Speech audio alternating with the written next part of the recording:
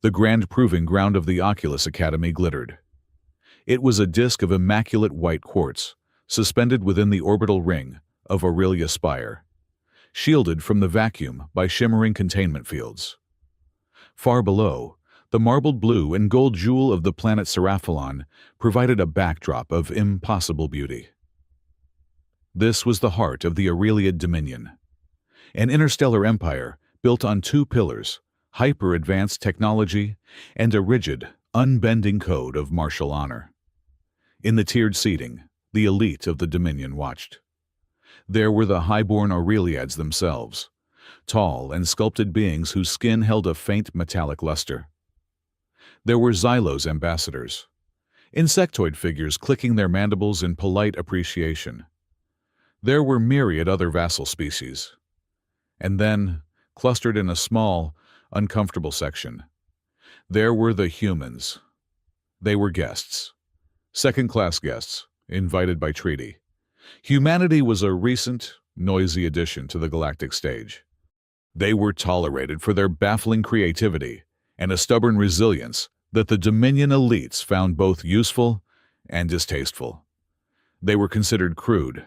They were feared. They were despised. On the arena floor, Keir Volant was bathing in the applause. He was the ace student of Oculus Academy, a specimen of Aureliad perfection. His movements during the exhibition had been a blur of lethal grace, a demonstration of the ataraxia combat form that was poetry and violence intertwined. He was the favored student of the Empress Serapha Ix herself, who watched from the Imperial box, her expression unreadable. Keir deactivated the practice field, his chest swelling with pride. His eyes scanned the crowd, soaking in the adoration. Then, his gaze snagged on a figure near the energy conduit, a figure that did not belong. It was a human boy, slight of build, dressed in the gray fatigues of a low-level engineering intern. He was holding a diagnostic scanner, his attention focused on a humming power coupling. Aiden Cade, 17 years old, orphaned, survivor of a pirate raid that had glassed his entire colony. He kept his head down, calibrated his tools, and tried to be invisible. He was here as part of a technical internship, a token gesture included in the treaty. He was supposed to be fixing the nutrient synthesizers, not standing on the edge of the most sacred proving ground in the Dominion. Keir Volant smiled, a slow, predatory expression. The applause was fading. He needed a final flourish. "Hold," he commanded.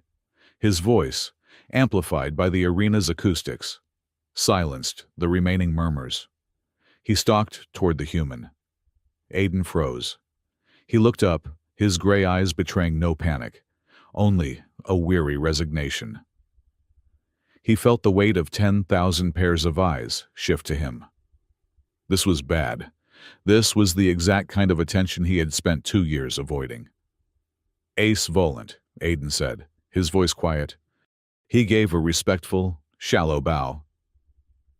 "It seems the primate can read a data slate," Keir announced to the arena. A ripple of cruel laughter followed. "A fine trick. Tell me, human, can your crude mind comprehend the display you just witnessed?" Aiden kept his gaze neutral. He knew this game. "Your form was impressive, Ace Volant," Aiden replied, his tone polite, almost technical. "The energy displacement was significant. I was just running a diagnostic on the field capacitors to ensure they reset properly." "It speaks of capacitors," Keir sneered, turning back to the crowd. "We demonstrate the peak of Aureliad discipline, the art that holds the stars together, and the human worries about circuitry." More laughter. In the human section, the few exchange students looked pale. "It is this fixation on the mundane, the dirt, that defines your species," Keir continued, stepping closer until he loomed over the smaller boy. "You have endurance, yes. So does a rock. You have creativity, yes. So does chaos, But you have no refinement, no honor. Aiden said nothing. He just wanted to leave. He just wanted to get back to the ship manifests, to the coded signal logs he scanned every night. He was searching for a ghost, a specific energy signature from the ships that had destroyed his home. He could not do that if he was the center of a diplomatic incident. I mean no offense. Ace Volant, Aiden said, trying to de-escalate. I will return to my duties. You will stand where you are, Kier snapped. He pointed a gloved finger at Aiden's chest. You are an insult. Your very presence here, breathing the same air as true warriors, is an affront. I demand you answer for it. Aiden blinked. Answer for what I am, an engineer, not a combatant. A convenient excuse, Kier spat. All humans are liars. You hide your savagery behind tools and treaties. I challenge you. Here. Now. The arena exploded. A murmur became a roar. A challenge. An A student challenging a human intern. It was theater. It was spectacle.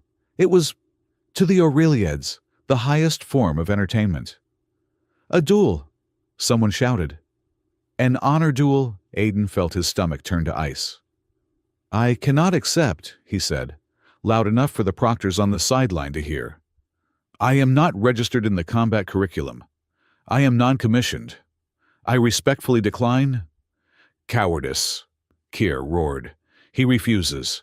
The human refuses a challenge of honor. He shames his entire species.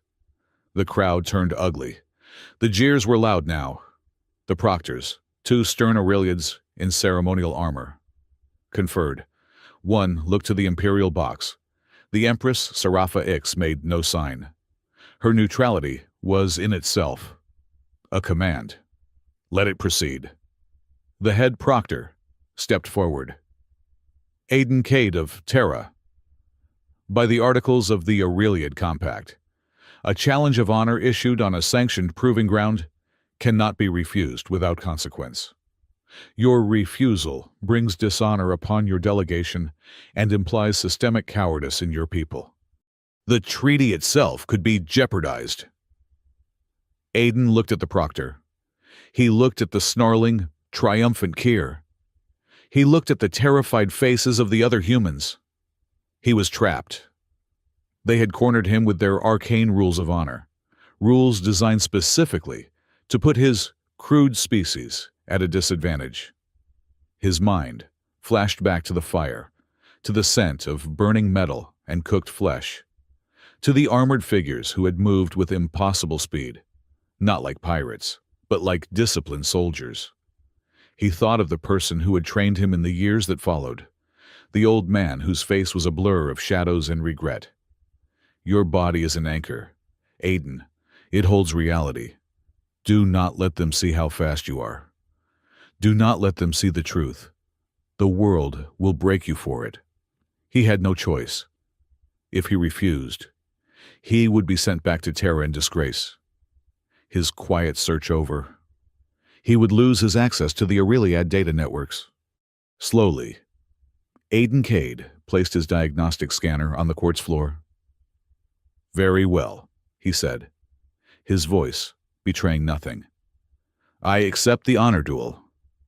The crowd roared. This was going to be an execution. A human intern, probably weighing 150 pounds, versus the finest warrior in the academy. Kervolant grinned, activating his shimmering combat gloves. Prepare your crude soul for oblivion. Human. Aiden simply stood there in his gray fatigues. He rolled his shoulders once. The head proctor raised his hand. This is a duel of honor, not of death. The match is concluded when one combatant is incapacitated, yields, or is judged defenseless. Combatants, to your marks. Kier strutted to the center, brimming with arrogant energy. Aiden walked calmly to his own mark, 10 paces opposite. He looked small, fragile, and utterly out of place.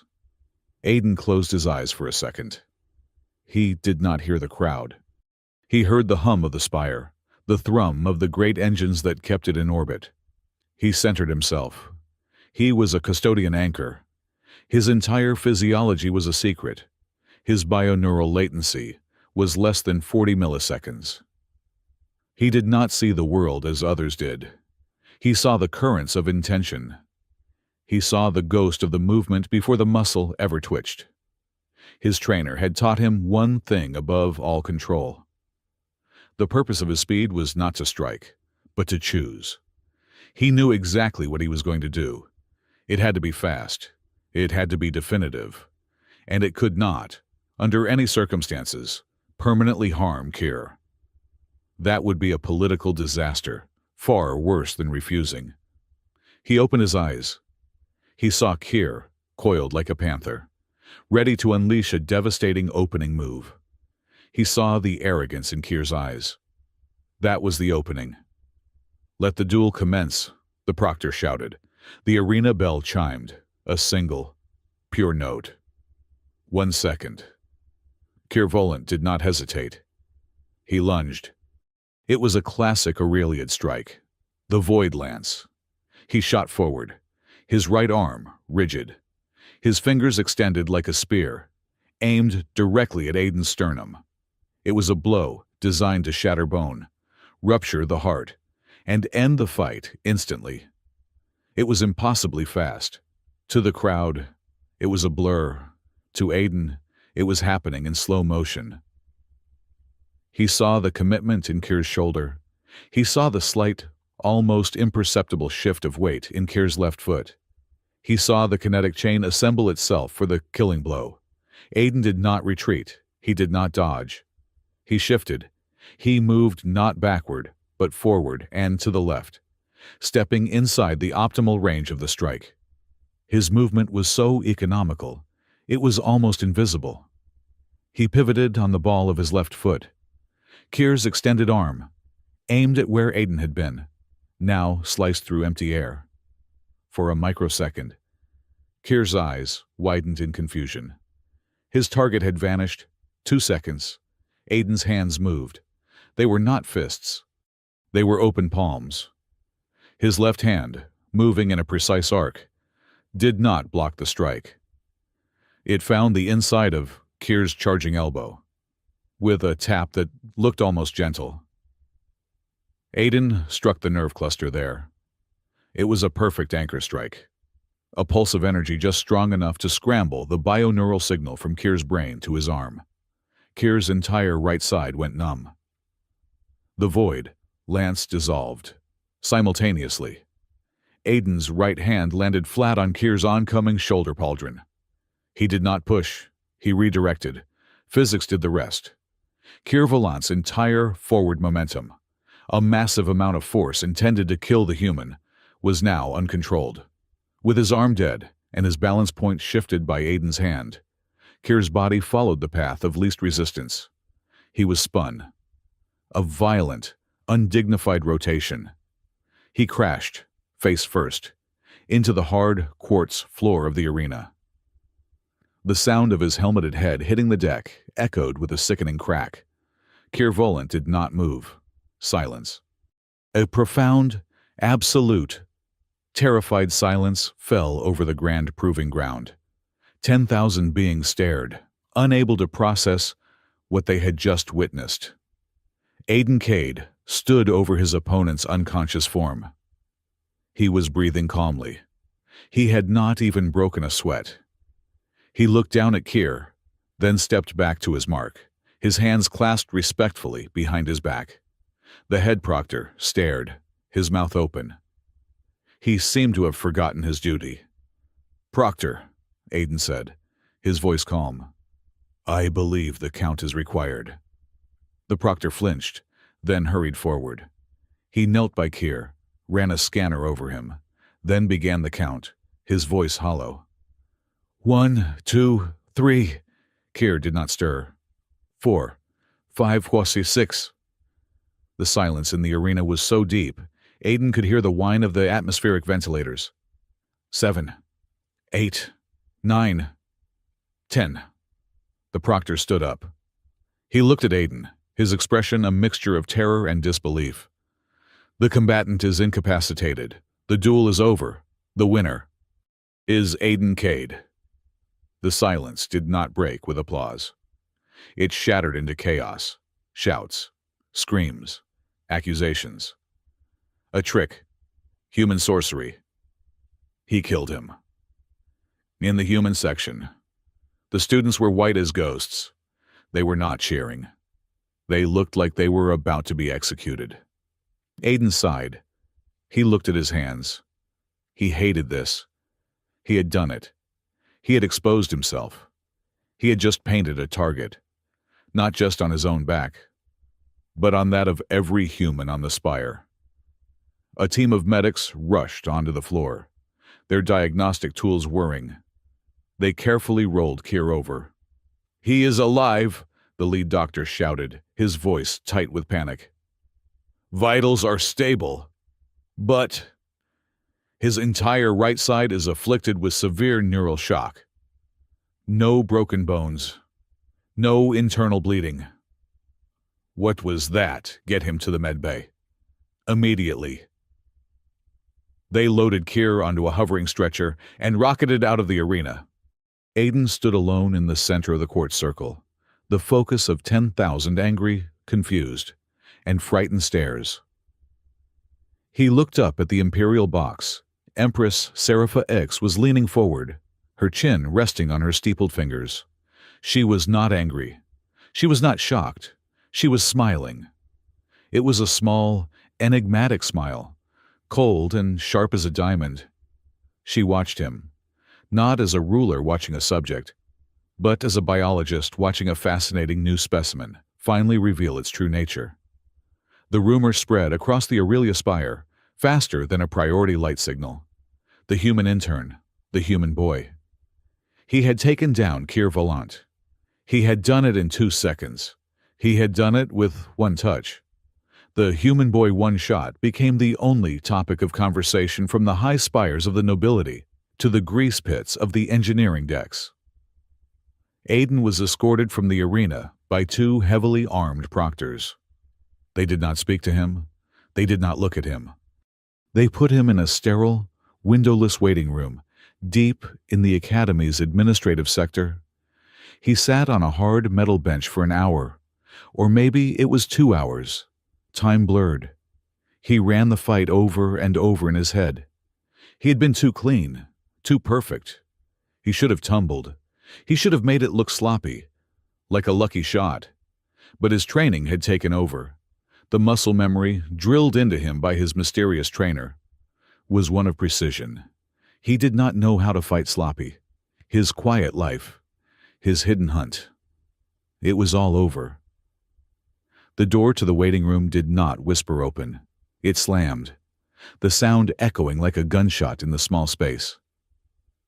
Aiden looked up. A man stood in the doorway. He was not exceptionally tall or broad, but he seemed to take up all the space, to drink the very light from the room. His face was severe, carved from granite, with eyes that looked like chips of old ice. He wore the black and gold robes of a full master.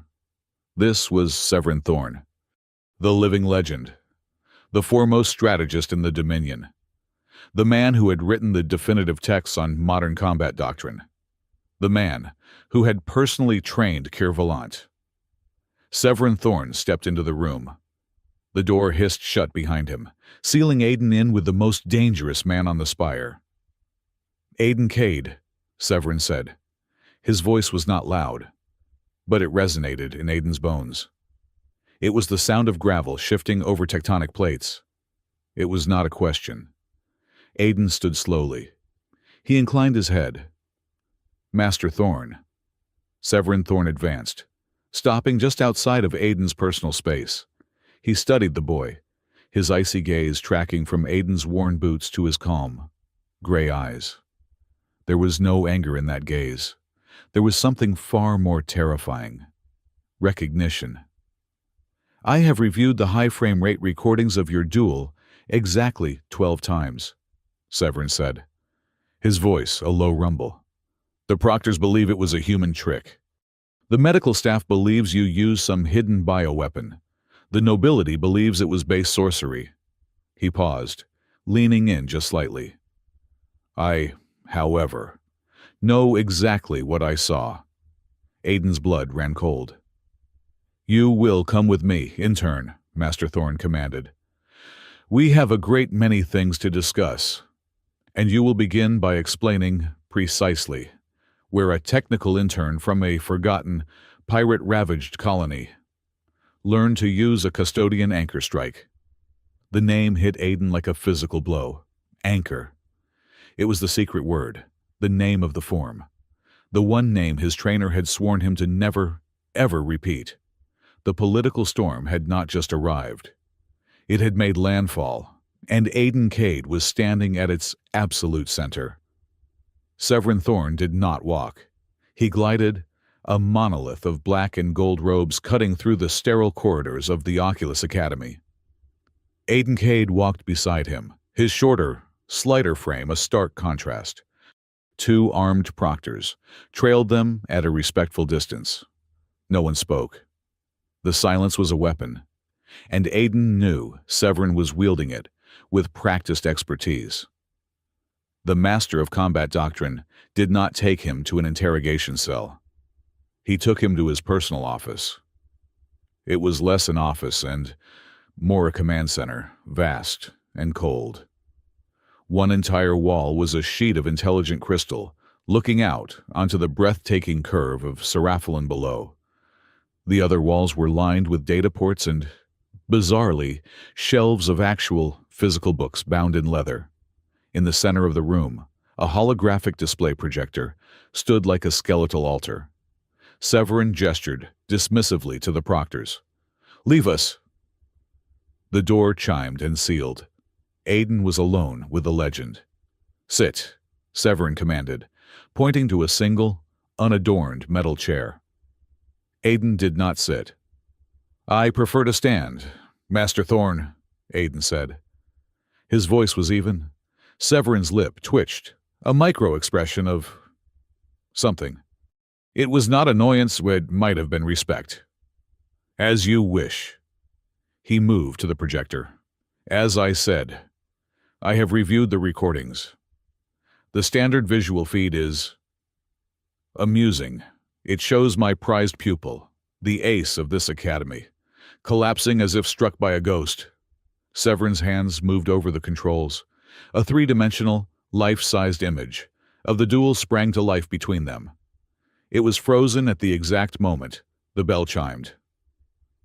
"But the high frame rate tactical feed," Severin continued, his voice dropping, "tells a very different story.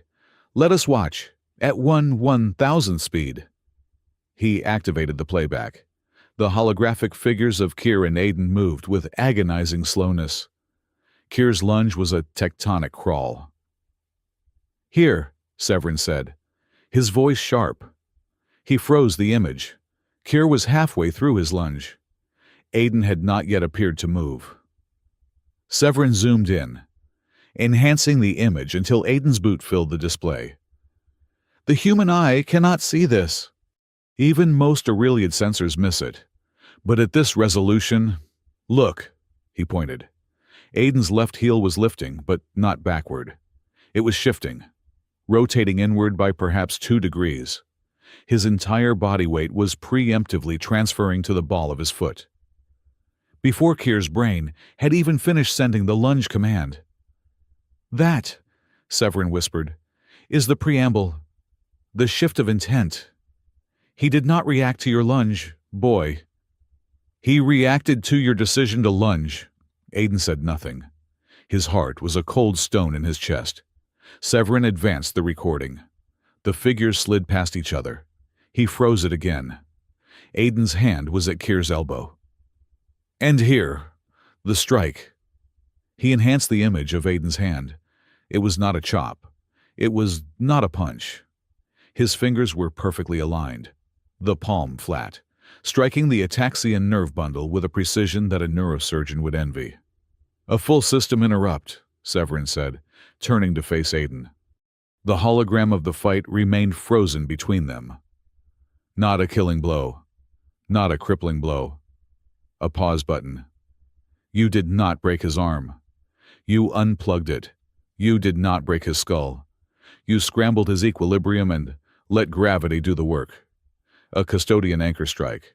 A technique designed to capture, not to kill. A technique that has been forbidden by imperial decree for a very long time. He deactivated the display. The room was plunged back into the cold starlight from the window. Who trained you? Aiden met his gaze. I read a manual. Severin laughed. It was a cold, harsh sound, like stone grinding stone. A manual. You are a clever liar. I will grant you, but you are a poor one. Who trained you? I was an orphan on a ruined colony. Master Thorn. There was no one left to train me. I learned to survive. Survival does not teach this, Severin snapped, his patience finally breaking.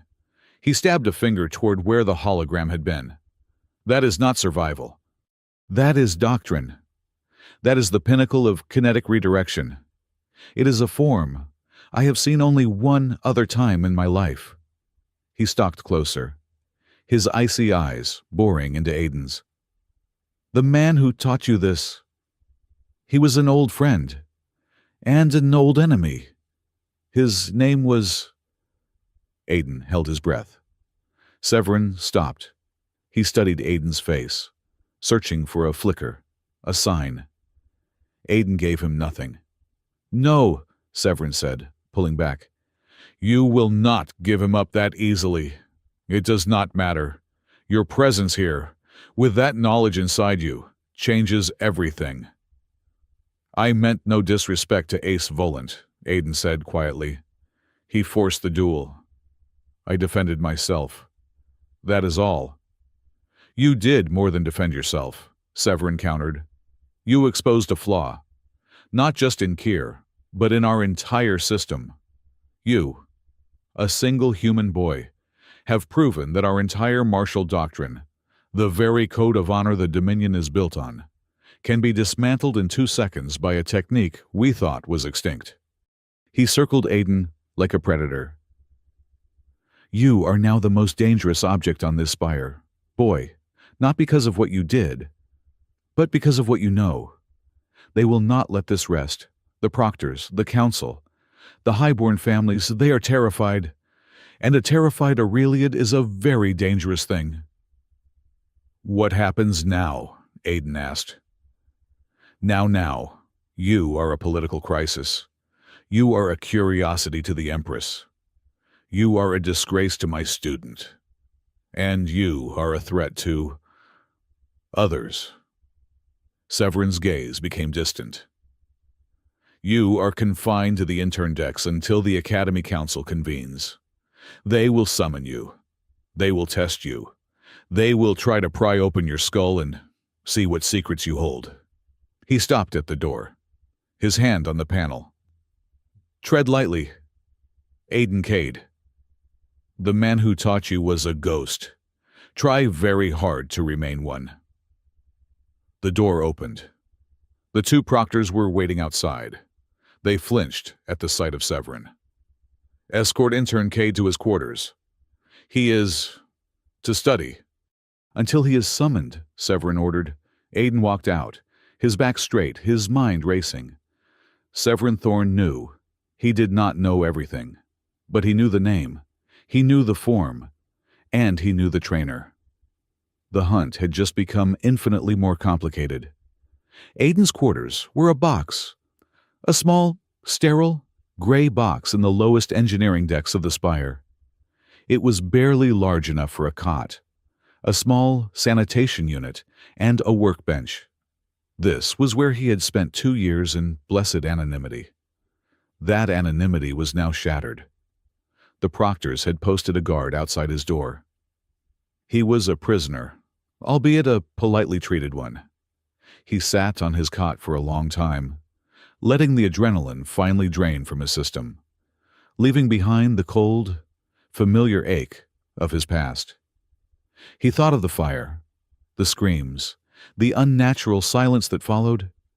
He thought of the ships that had descended, sleek and black, bearing no insignia.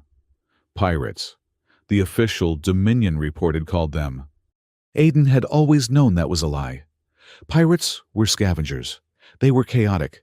The ships that destroyed his home were disciplined, precise, and utterly ruthless. They did not steal. They cleansed. His mind went back to Severin's words. A technique designed to capture, not to kill. His trainer had been a hard man. A man of endless rules and harsh discipline. But that rule was his first and most absolute. We do not kill, Aiden. We are anchors. We hold the line. We do not destroy. He felt the old, familiar schism inside him. The burning, primal part of him. The part that had watched his world die, wanted to tear the Aureliad Spire apart from the inside. It wanted to find the person responsible and show him what true precision striking looked like. Then, there was the other part. The disciplined, cold, patient part. The anchor. It was the part that knew HFY strength is restraint, true. Strength was not the power to destroy, but the discipline to control that power. His heart wanted to strike, to burn the heart of the empire that had wronged him. His mind told him to wait, to hide. He had to choose. He took a deep breath. Patience. Vengeance was a fire that consumed the wielder. He was not here for vengeance. He was here for justice, and justice required truth. He moved to his workbench and pulled out his standard engineering data slate. To any inspection, it was a normal, low-level diagnostic tool, but Aiden had modified it. Rebuilding its core programming from the ground up, he activated it. The guard outside his door would see, if he was monitoring, that intern Cade was simply running diagnostics on the Spire's power grid. A boring, mundane task. But Aiden was not looking at the power grid. He had piggybacked a hidden algorithm onto the diagnostic signal, a worm that had been silently sifting through the Spire's deep storage archives for 2 years. He was hunting. He was looking for the ghost. He was searching for the unique, encrypted energy signature of the pirate ships from that day. For 2 years, he had found nothing. The records were sealed, expunged, or simply gone. Until tonight, after his duel, the Spire's internal security matrix was in chaos. High-level protocols were being activated, old files were being accessed, and security was being redistributed. In that chaos, a door had been left open, just a crack.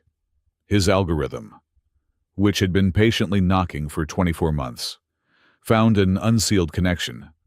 A hit. His pulse quickened. He kept his face impassive.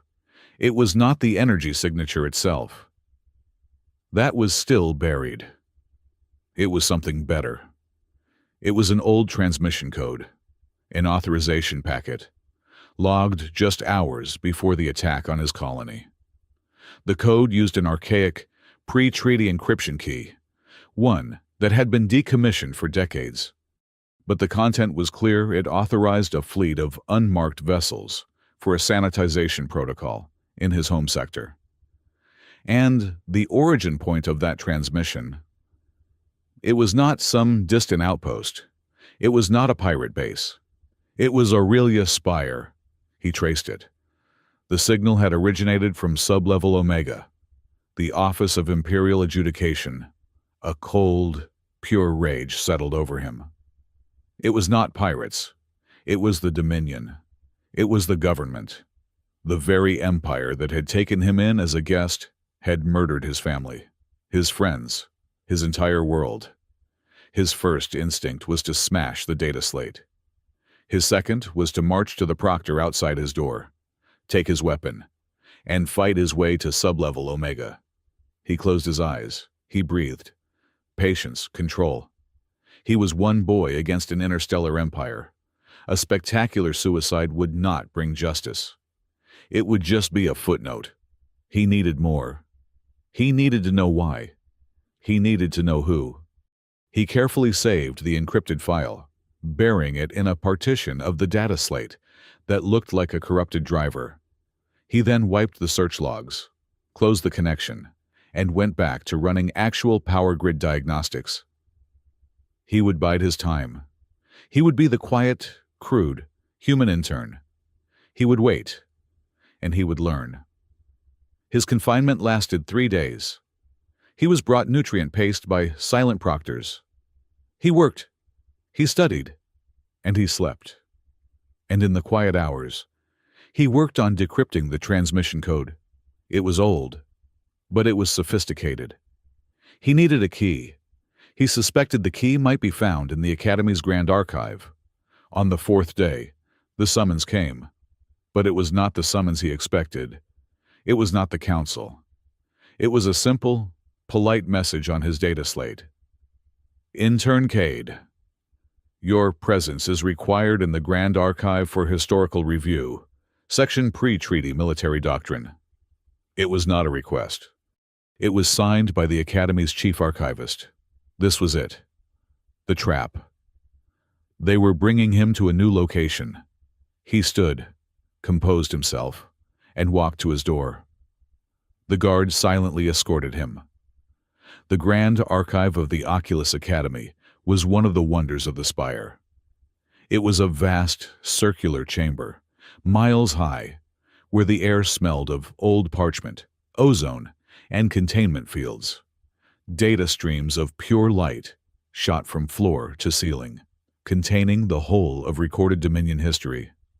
Aiden was led to a quiet alcove, furnished with a single data port and a hard light desk. You are to remain here and study, the proctor said, then retreated to a distance, his arms crossed. Aiden sat. This was absurd. They were just watching him. What was the test? He activated the data port and, as instructed, brought up files on pre-treaty military doctrine. It was exactly what he needed. He began to search for the encryption keys, his mind sharp and focused. He worked for nearly an hour, lost in the complex data. He almost did not sense her approach. The hero of the hour. I expected to find you basking in glory, not hiding in the dust. Aiden looked up. Standing before him was a young Aureliad woman. She was tall and slender, but unlike the rigid warriors he was used to, she moved with a fluid, scholarly grace. She wore the deep blue robes of the diplomatic corps, and her face, which held the same sculpted beauty as all her people, was lit with a sharp, intelligent amusement. This was Princess Nera Serafa, the daughter of the Empress. Aiden slowly stood and gave the appropriate bow. Your Highness, glory gives me a rash. Dust is more my speed. She laughed. It was not the cruel laugh of the arena. It was a genuine, bright sound. A sharp tongue for an engineer. I saw the match. You know, from the Imperial box. I am sorry you had to witness that, Your Highness. It was an unfortunate incident.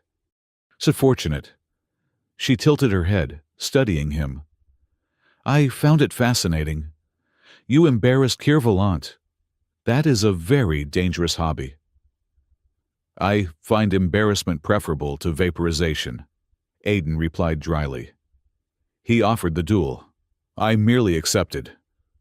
You did more than accept, she corrected, her voice lowering. You chose. That is what they all missed. Kir was fighting to destroy.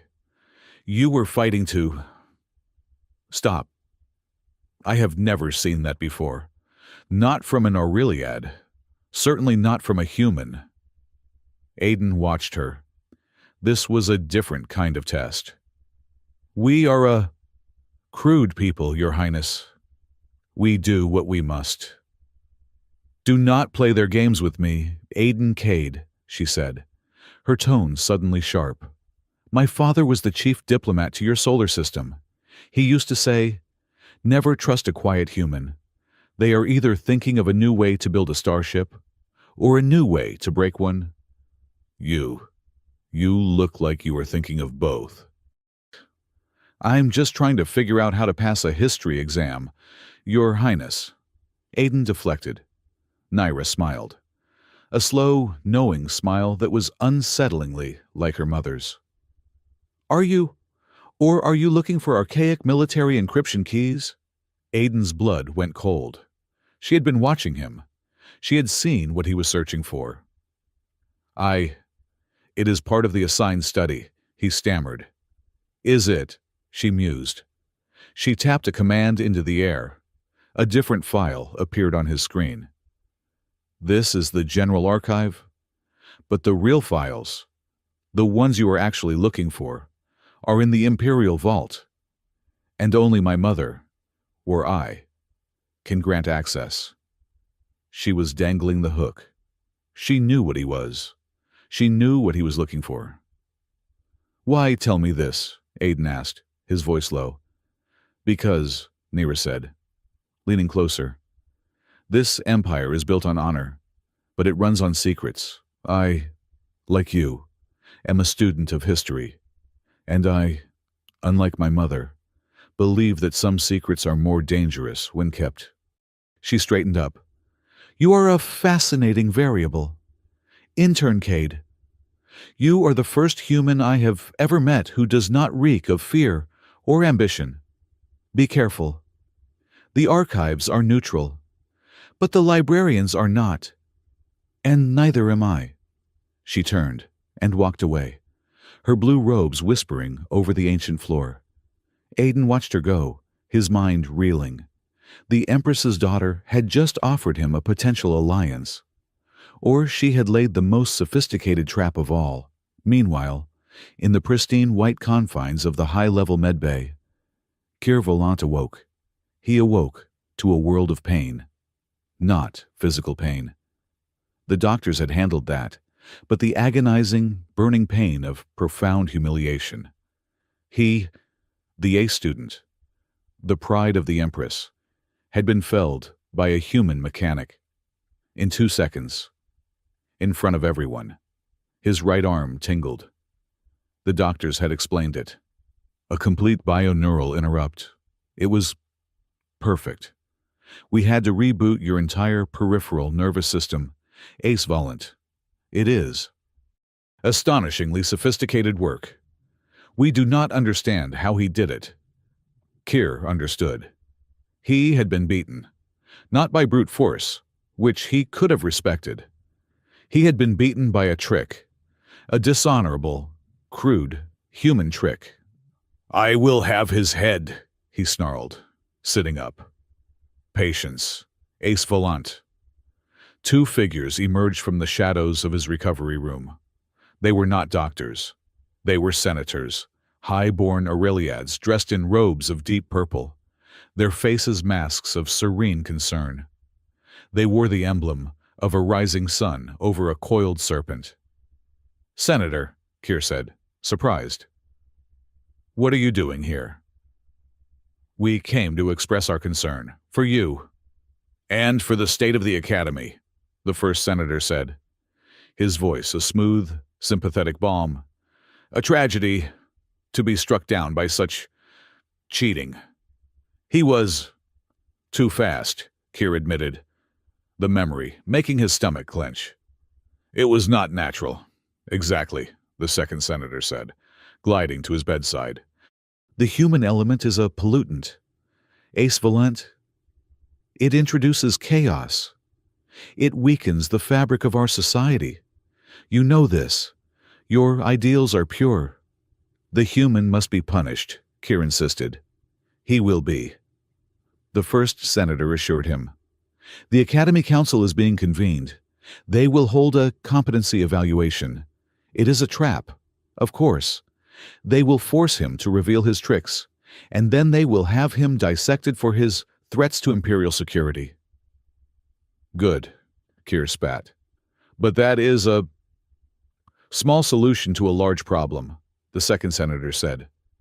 The Empress. She tolerates these aliens, this treaty, this weakness.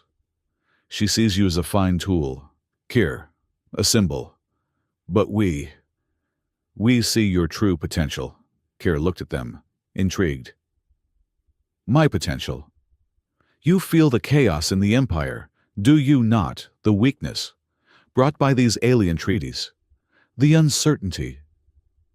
The first senator whispered, what if there was a way to ensure perfect harmony, perfect order, a true ascendance?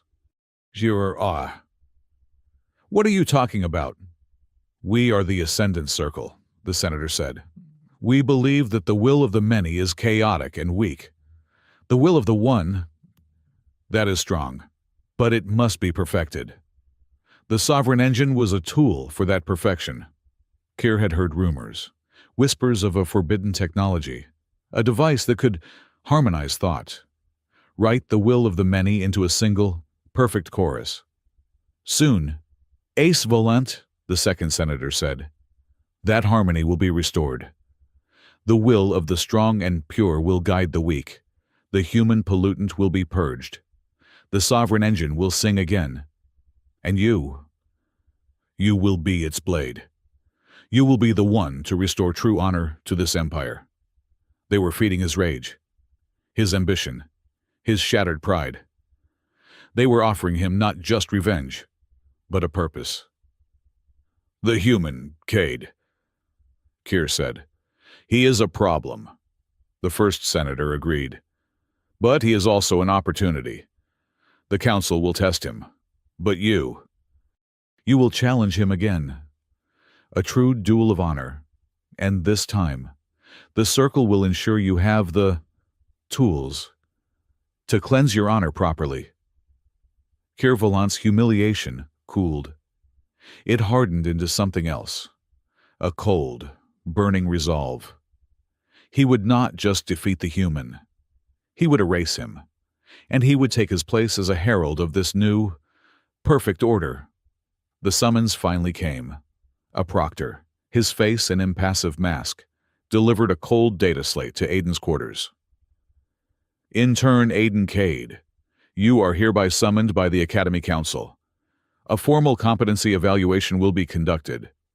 You will report to the Grand Proving Ground tomorrow at 0800 hours. Aiden took the slate. It was not a test. It was an interrogation. It was a trap, just as Severin and Naira had warned. He stood in his small gray box, the weight of the spire pressing down on him. They wanted to see the savage. They wanted him to be the monster they all believed humans were. They would put him in that arena, and they would provoke him, prod him, until he showed his teeth so they could legally pull them. Aiden looked at his hands, the hands that had moved faster than an Aureliad ace, the hands that knew, instinctively, how to find the precise points on a body to make it stop, the hands that could, just as easily, break. He clenched his fists, his knuckles white. The rage was there. The cold, pure rage of a boy who had watched his world burn. He could give them the monster they wanted. He could show them what a crude human was truly capable of. Then, slowly, deliberately, he unclenched his fingers.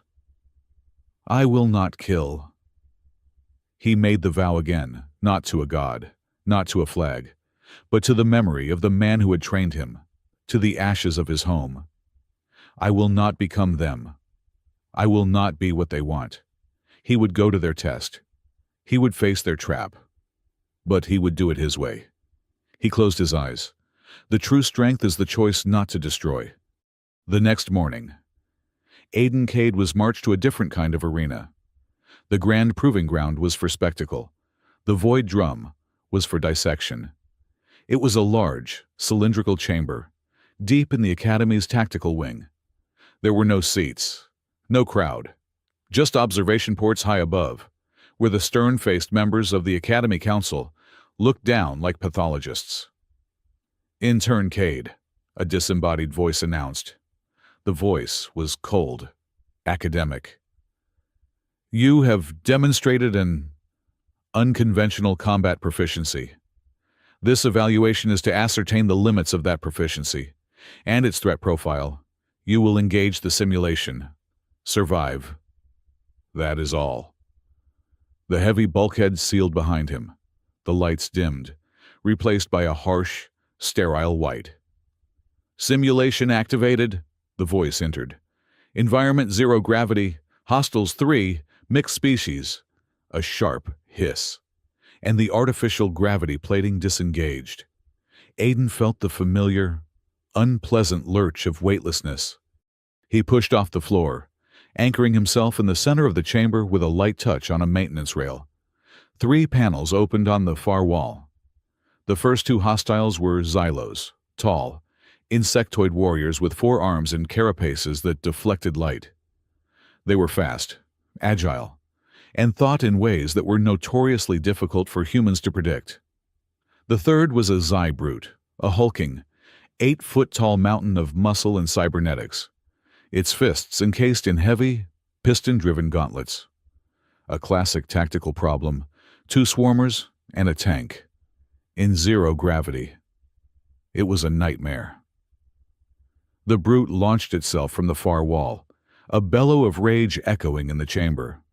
It was a simple, terrifying battering ram.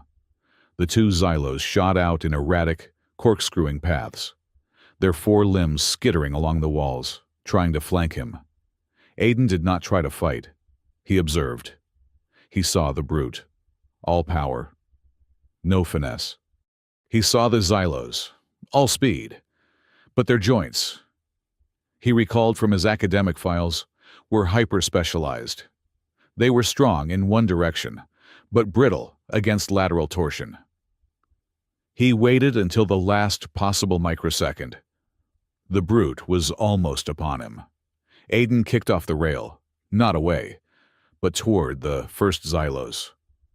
The Xylos, surprised by this aggressive move, tried to intercept him. Aiden did not strike it.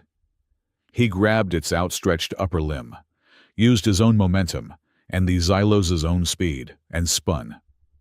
He used the spinning insectoid as a shield. The brute, unable to stop its charge, smashed full force into its Xylos partner. The sound of cracking carapace and stressed metal was sickening. Both combatants, tangled together, crashed into the far bulkhead. One Xylos and the brute were momentarily out of the fight. The second Xylos, however, was already on him. It moved with blinding speed, its sharp, clawed feet aiming for his chest. Aiden was in open space. No leverage. He was vulnerable. But in 0 gravity, vulnerability was a matter of perspective. He let the Xylos come. As it struck, he did not block. He curled, absorbing the kinetic energy of the blow into his own body. He tucked his knees to his chest, grabbed the Xylos' leg, and used its own force to send himself tumbling backward, pulling the Xylos with him. He was aiming for a small, recessed maintenance panel he had spotted earlier. He slammed his back against the wall, his hand fumbling for the panel's emergency release. The Xylos, now at close quarters, brought its other 3 limbs to bear, trying to gouge his eyes. Aiden found the latch. He pulled it. The panel sprang open, with a precise, economical movement. Aiden shoved the Xylos' primary striking arm into the small space, then kicked off, using the wall to slam the heavy panel shut. The panel was not designed to be a prison. It was a maintenance port for fiber optics, but the latch was strong. The Xylos shrieked, its arm trapped, its body flailing uselessly. Aiden spun in the air, stabilizing himself. 2 down. A roar of absolute fury. The brute had untangled itself. It was pushing off the wall, its cybernetic gauntlets whirring, its eyes glowing red. Aiden had no leverage, no weapons. He looked at the brute. He looked at the trapped Xylos. He looked at the observation port. He was supposed to be a savage, a crude human. He was supposed to be a killer. He pushed off the wall and flew directly at the brute. The brute, bellowing in triumph, pulled back its massive piston fist, ready to pulverize the small human. Aiden did not try to dodge. He simply made himself small. At the last moment, he shifted his trajectory, not to avoid the punch, but to avoid the fist. He slid inside the brute's guard, his hands open. He did not strike the brute's chest.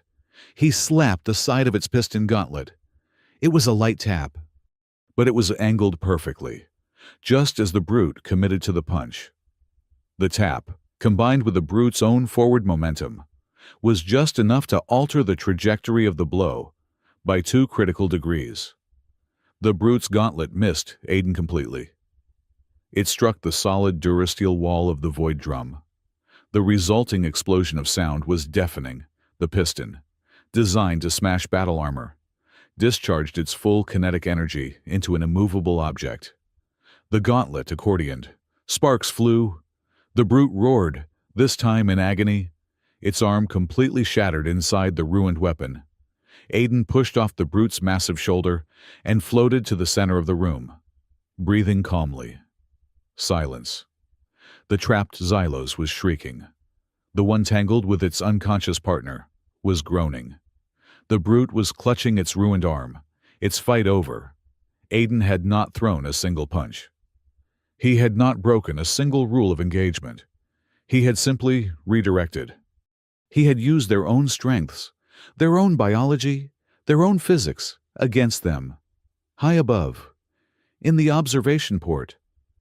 The council members were not impressed. They were horrified. "Inconclusive," the disembodied voice said, but now it was tight with anger. "The subject refuses to engage in standard combat. The subject relies on evasion and environmental contamination.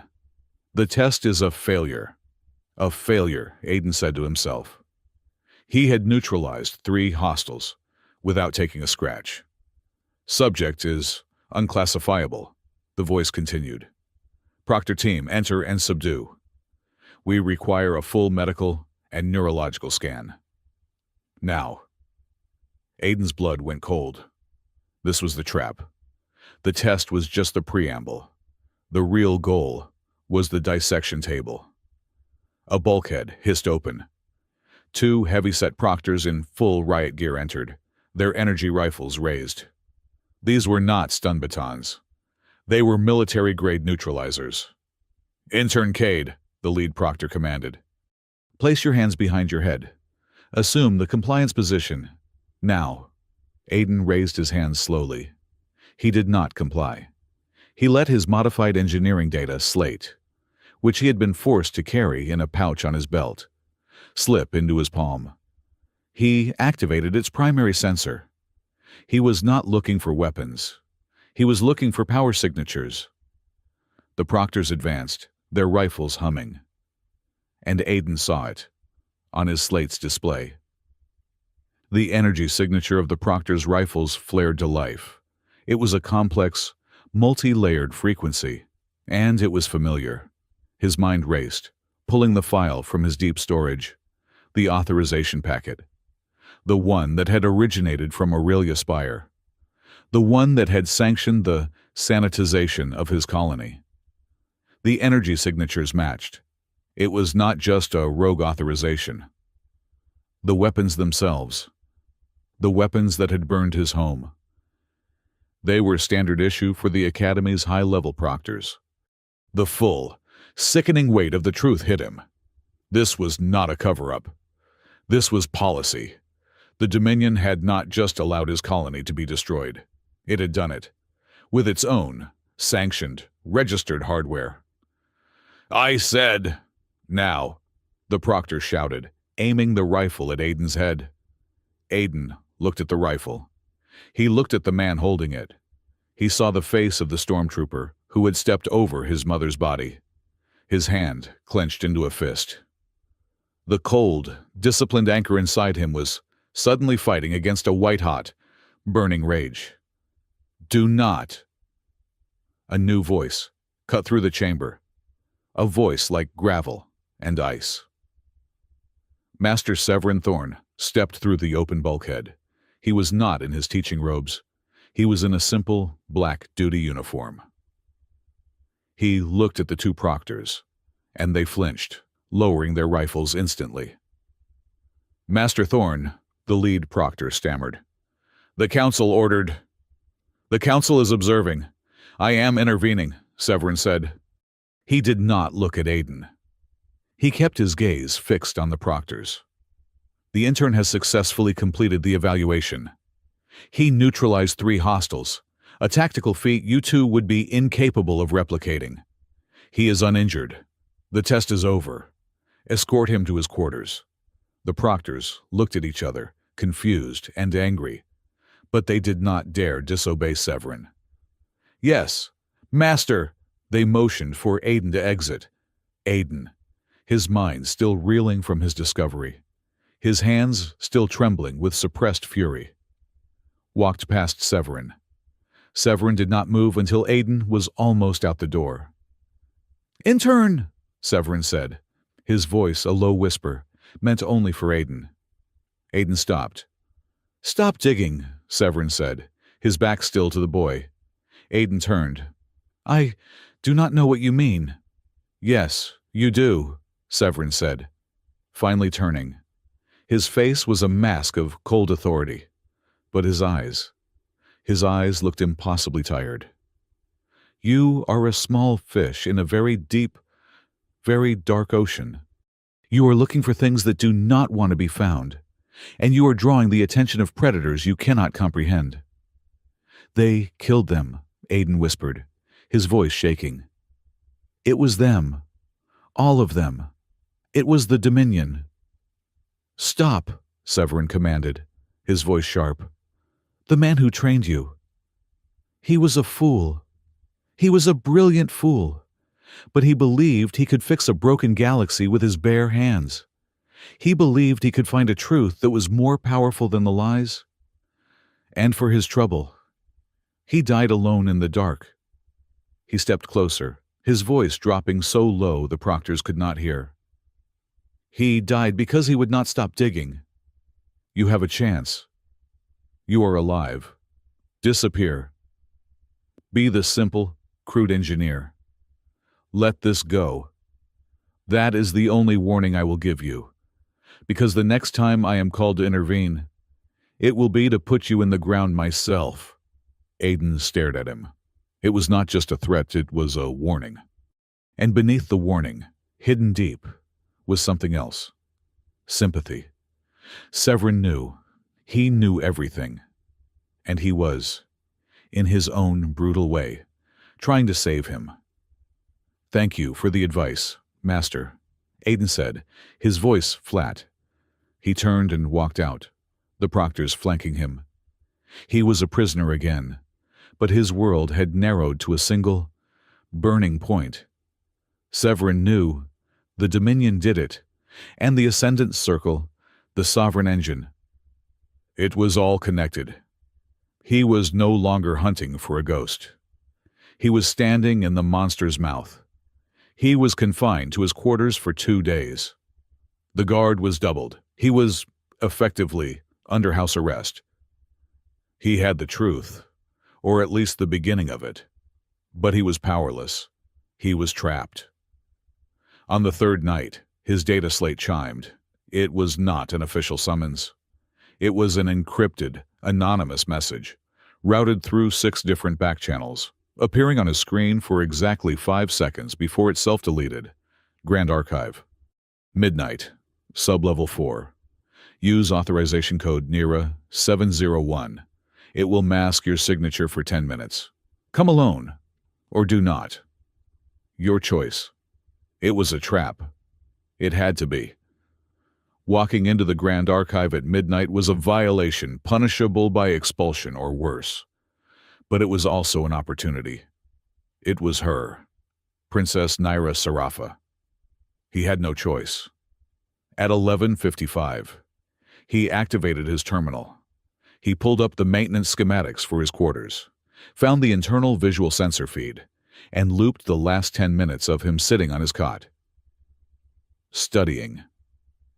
It was a simple trick, one that would not fool a dedicated security officer. but it would fool a board guard. He dimmed the lights. He popped the ventilation grate above his sanitation unit. It was a tight squeeze. He was not a combatant. He was an engineer.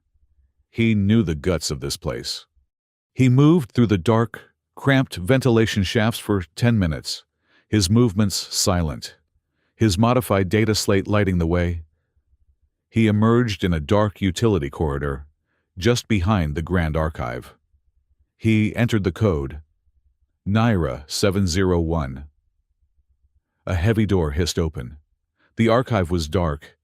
The massive streams of data were dormant, glowing with a faint, ambient light. The air was cold. "You are either very brave or very stupid." Intern Cade. Her voice echoed from the shadows. He turned. Princess Naira emerged from behind a towering data stack. She was not wearing her royal robes. She was dressed in the simple, dark gray clothing of an archive scholar. She looked different, younger, and more dangerous. "Stupidity is my specialty," Aiden said, his voice quiet. "I thought you might be a trap." "If I were a trap, you would already be hanging from the ceiling," she replied, her tone matching his dry wit. "I saw your evaluation. The council is furious. They said you failed to comply with test parameters.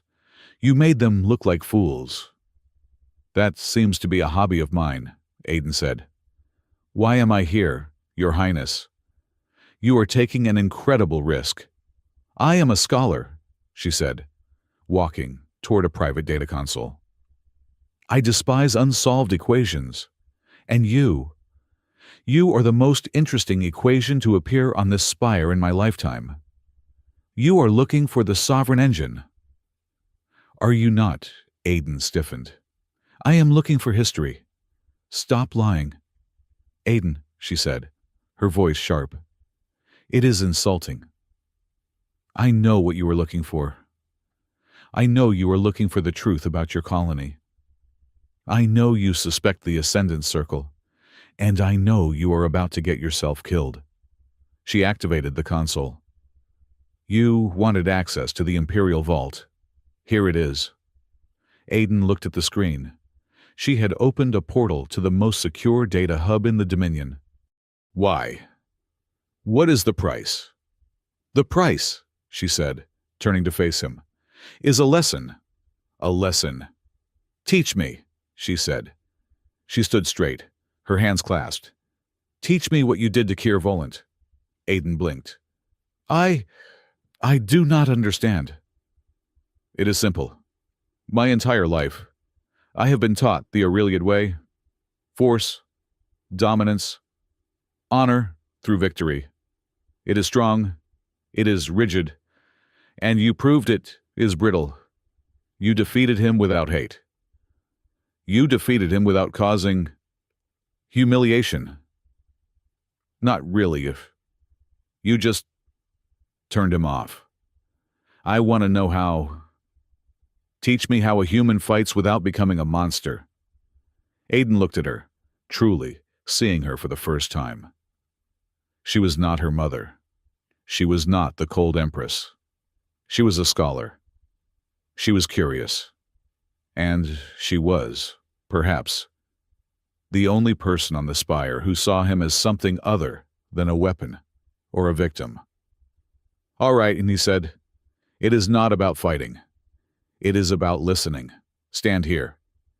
She stood opposite him. "It is called an anchor stance," he said.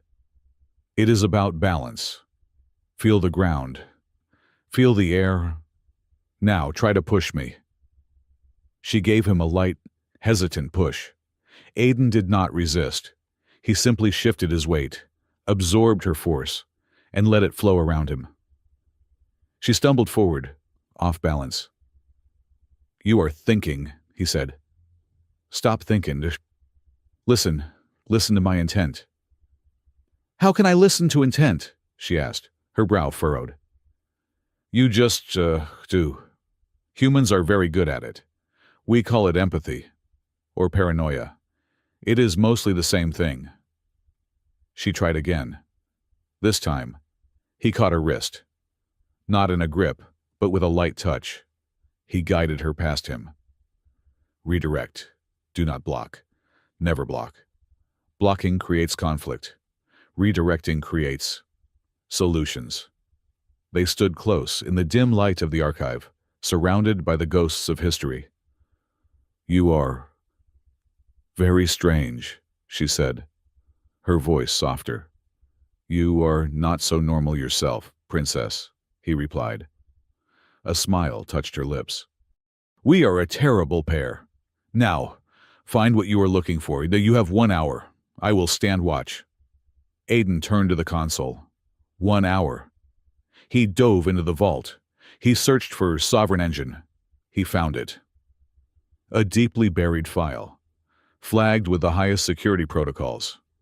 It was a personal log. It detailed the end of the Great Schism War. The Dominion was fractured. Bleeding to factions were killing millions. The log spoke of a new technology, the Sovereign Engine. It was deployed as a last resort. The log described its effect. It did not kill. It broadcast a song, a psychoacoustic wave that realigned the neural pathways of entire populations. It did not convince them to stop fighting. It erased the very concept of the conflict from their minds. It harmonized their collective will into a single, peaceful, placid chorus. The war ended in 3 days. Aiden scrolled down, horrified. He found a final entry, a dissenting report from the project's lead scientist. "We have done it." The report read, "We have achieved perfect peace. We have saved the Dominion. And in doing so, we have murdered the soul of our species. We have replaced free will with a beautiful, terrible, empty harmony. We have become gods, and our first act was to turn our children into puppets. May whatever true sentience exists in this universe forgive us." Aiden stepped back, his blood cold. This was what the Ascendant Circle wanted. This was their perfect order. Not just control, erasure. As if on cue, a proximity alert chimed on Naira's data slate. "Someone is coming," she whispered, her eyes wide. "No. Wait. It is a Spire-wide broadcast. High priority." A holographic display lit up the center of the archive. The face that appeared was Kirvalant. He was in the Grand Proving Ground. He was not in a medical gown. He was in full, gleaming ceremonial armor. But he looked different, colder. His eyes, usually burning with arrogance, were now calm. A flat, unnatural calm. There was a faint, bluish shimmer under his skin. "People of the Dominion," Kir's voice boomed, broadcast to every corner of the spire. "My honor was stained. I was defeated by human chaos. By a trick." "Oh, no," Naira breathed. "I have been in meditation," Kir continued. "I have been purified. The weakness has been burned away. I invoke the right of imperial challenge, a duel to the submission sanctioned by the ancestors." He pointed a finger directly at the camera. "I challenge the human, Aiden Cade, in the royal arena, at dawn. Let us see if his tricks can stand against true, unified will." The broadcast clicked off. Aiden looked at Naira. Her face was pale. "He is a fool, purified. That is the circle. They have done something to him. They have upgraded him." "I know," Aiden said, his mind racing. "He is their puppet. They want a public execution. They want to show their new harmonized warrior erasing the human stain." "You cannot accept," Naira said. "He will kill you. This is not a duel. It is a sacrifice." "I have to accept," Aiden said. "Refusing an imperial challenge is not an option. But he is not the only one who can set a trap." Aiden looked at the console. at the energy signatures he had recorded from the Proctor's rifle. They will be watching. The entire circle will be watching this. They will be monitoring him, probably even boosting him with their own network. That is how we find them. He looked at Naira. You said you have contacts. Neutral faculty scholars who hate the circle as much as you do. A few, she said, her eyes narrowing as she saw his plan forming. Why? Because, Aiden said, pulling a data chip from his modified slate. We are going to use their execution as a sensor net. This algorithm is tuned to that exact archaic energy signature. Get this to your people. Have them place sensors all around the arena. If the circle activates anything during that duel, if they send one scrap of data to Kier, we will have them.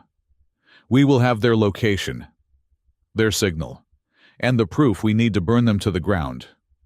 Naira took the chip, her hand closing over it. This is insane. You are betting your life on a sensor reading. It is the only bet I have left, he said, before she could reply. Another broadcast override flashed on the screen. This time, it was not Kier. It was the imperial signet of the Empress herself. A cold, judicial voice filled the archive. By order of Her Imperial Majesty, Empress Serapha Ix, the Imperial Challenge is sanctioned. She is allowing it, Naira gasped. The royal arena will be secured at dawn, the voice continued. To ensure the sanctity of the rite, all energy boundaries will be locked. No one enters, no one leaves. Furthermore, to ensure absolute adherence to the Imperial Code, Her Majesty has appointed a personal adjudicator to oversee the proceedings. The image on the screen changed. It panned to the side of the Imperial throne. Standing there, in the severe, black and gold robes of a high adjudicator, was Master Severin Thorn. His face was like stone. Aiden and Naira stared at the image. A locked arena, Naira whispered, horrified. And Severin is the executioner. My mother just put you in a cage and gave him the key. Aiden watched the screen, his face calm, his mind cold as ice. The trap was set. The bait was in place. And the monster was now the referee. It does not matter, Aiden said, turning to Naira. Get the sensors in place. The show is about to begin. The royal arena was a different beast from the proving ground. The proving ground was for training. The royal arena was for blood. It was a vast open-air coliseum suspended in the spire's high-gravity ring, a monument of white marble and gold. Tens of thousands of spectators filled the seats, a roaring, stratified cross-section of the Aurelia Dominion. Every noble house, every military attaché, every vassal species was represented. And high above, in the imperial box, Empress Serapha Ix watched from a throne of polished obsidian. Her face was a beautiful, impassive mask. Beside her, Princess Nira, Serapha sat, her hands clenched so tightly in her lap that her knuckles were white. On the arena floor, two figures stood opposite each other. A third, Master Severin Thorn, stood at the arena's edge, his black adjudicator's robes unmoving in the light breeze. He was the master of this cage. The energy boundaries were locked, shimmering with a faint, deadly blue. Kier Volant had entered to a deafening roar. He was not wearing the elegant armor of an ace student. He wore something new. It was a suit of articulated, matte black plate, etched with silver circuits that pulsed with an unnerving, cold blue light. His face was visible, but his eyes were the most terrifying part. The arrogant fire was gone, replaced by a flat, placid certainty. A deep, bioneural hum seemed to emanate from him, a frequency that set Aiden's teeth on edge. He was a weapon, purified by the ascendant circle. He was overclocked.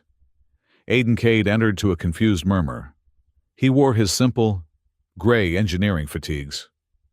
He looked like a technician who had wandered onto the execution stage by mistake. He held no weapon. He wore no armor. Severin Thorne raised his hand, his voice, amplified by the arena, cut through the din like a blade. The right of imperial challenge is invoked. The duel is to submission. The adjudicator's word is law. Let the boundaries be sealed. Commence. The arena bell chimed, a low, ominous gong.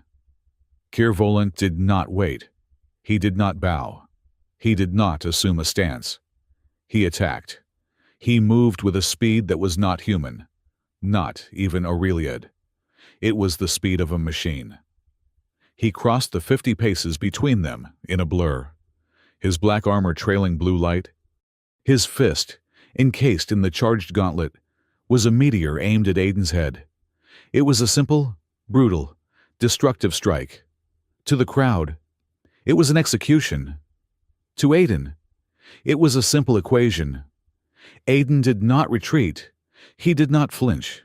He simply was not there. He stepped inside the blow, pivoting on his left foot. His left hand came up, not to block the fist, but to gently tap the inside of Keir's elbow. His right hand, palm flat, pressed against the charging shoulder pauldron. 2 motions, 3 angles, 1 touch. It was a perfect redirection. Keir's overclocked, inhuman momentum, aimed at a killing blow, was suddenly unopposed and uncontrolled. He shot past Aiden like a freight train, his own punch dragging him off balance. He stumbled, catching himself before he fell, and spun, his face a mask of cold confusion. The crowd gasped. "You are fast," Aiden observed, his voice calm, just loud enough for Keir to hear. "But you are also very, very stiff. Have you considered stretching?" Keir roared, a sound that was half man, half machine. He launched himself again, this time with a spin kick, his leg glowing with disruptive energy. It was a move designed to sever a limb. Aiden dropped. He bent his knees, flowing under the arc of the kick. As the leg passed over his head, his hand shot up and struck a nerve cluster on the underside of Keir's thigh. It was not a crippling blow. It was an interrupt. Keir's leg went momentarily dead. The complex spin collapsed. He landed heavily, his form broken, his armor clanging on the marble. "That," Aiden said, stepping back, "is going to be sore in the morning, if you are still in charge of your own nervous system by then." "Of course. Are you even in there, Keir? Or is this just muscle memory? Your chaos ends, human." Keir snarled, rising. The blue light in his circuits flared. He was fast healing, the neural shock already compensated for by the circle's technology. "You keep using that word," Aiden replied, circling him. "Chaos, you see this?" He gestured to himself. "This is just efficient. You. On the other hand, you are all over the place. You are strong. I will give you that. But your will is not your own. You are a puppet." "My will is unified. My purpose is pure," Keir bellowed. He charged, his hands now open, arcing with energy, aiming to grapple and crush. "Your purpose is to hit the sand," Aiden said. He met the charge. As Keir's hands tried to grab him, Aiden's own hands moved in a blur. He did not stop the grab. He guided it. He caught Keir's wrists, spun with him, and used Keir's own crushing force to drive his opponent's gauntlets straight into the marble floor.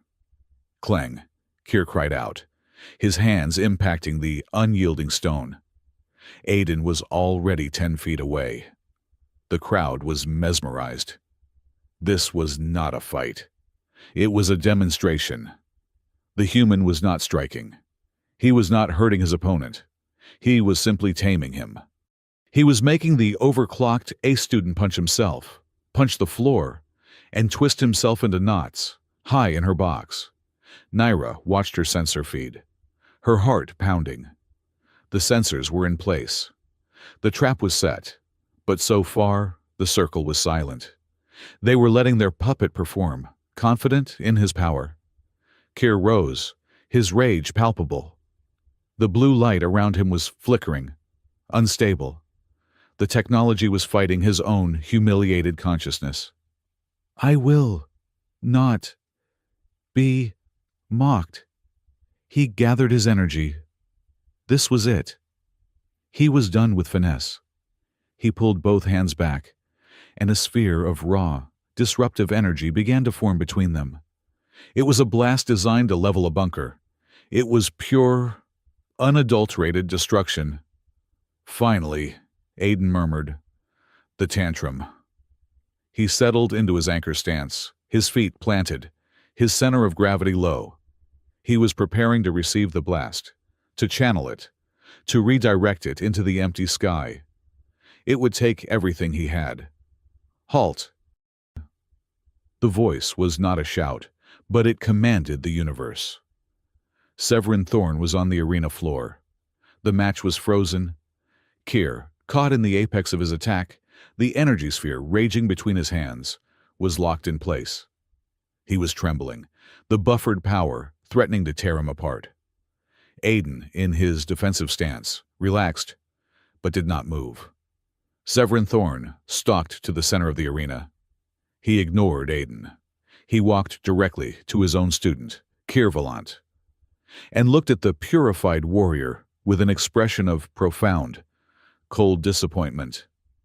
"Behold, people of the Dominion." Severin's amplified voice boomed across the silent arena.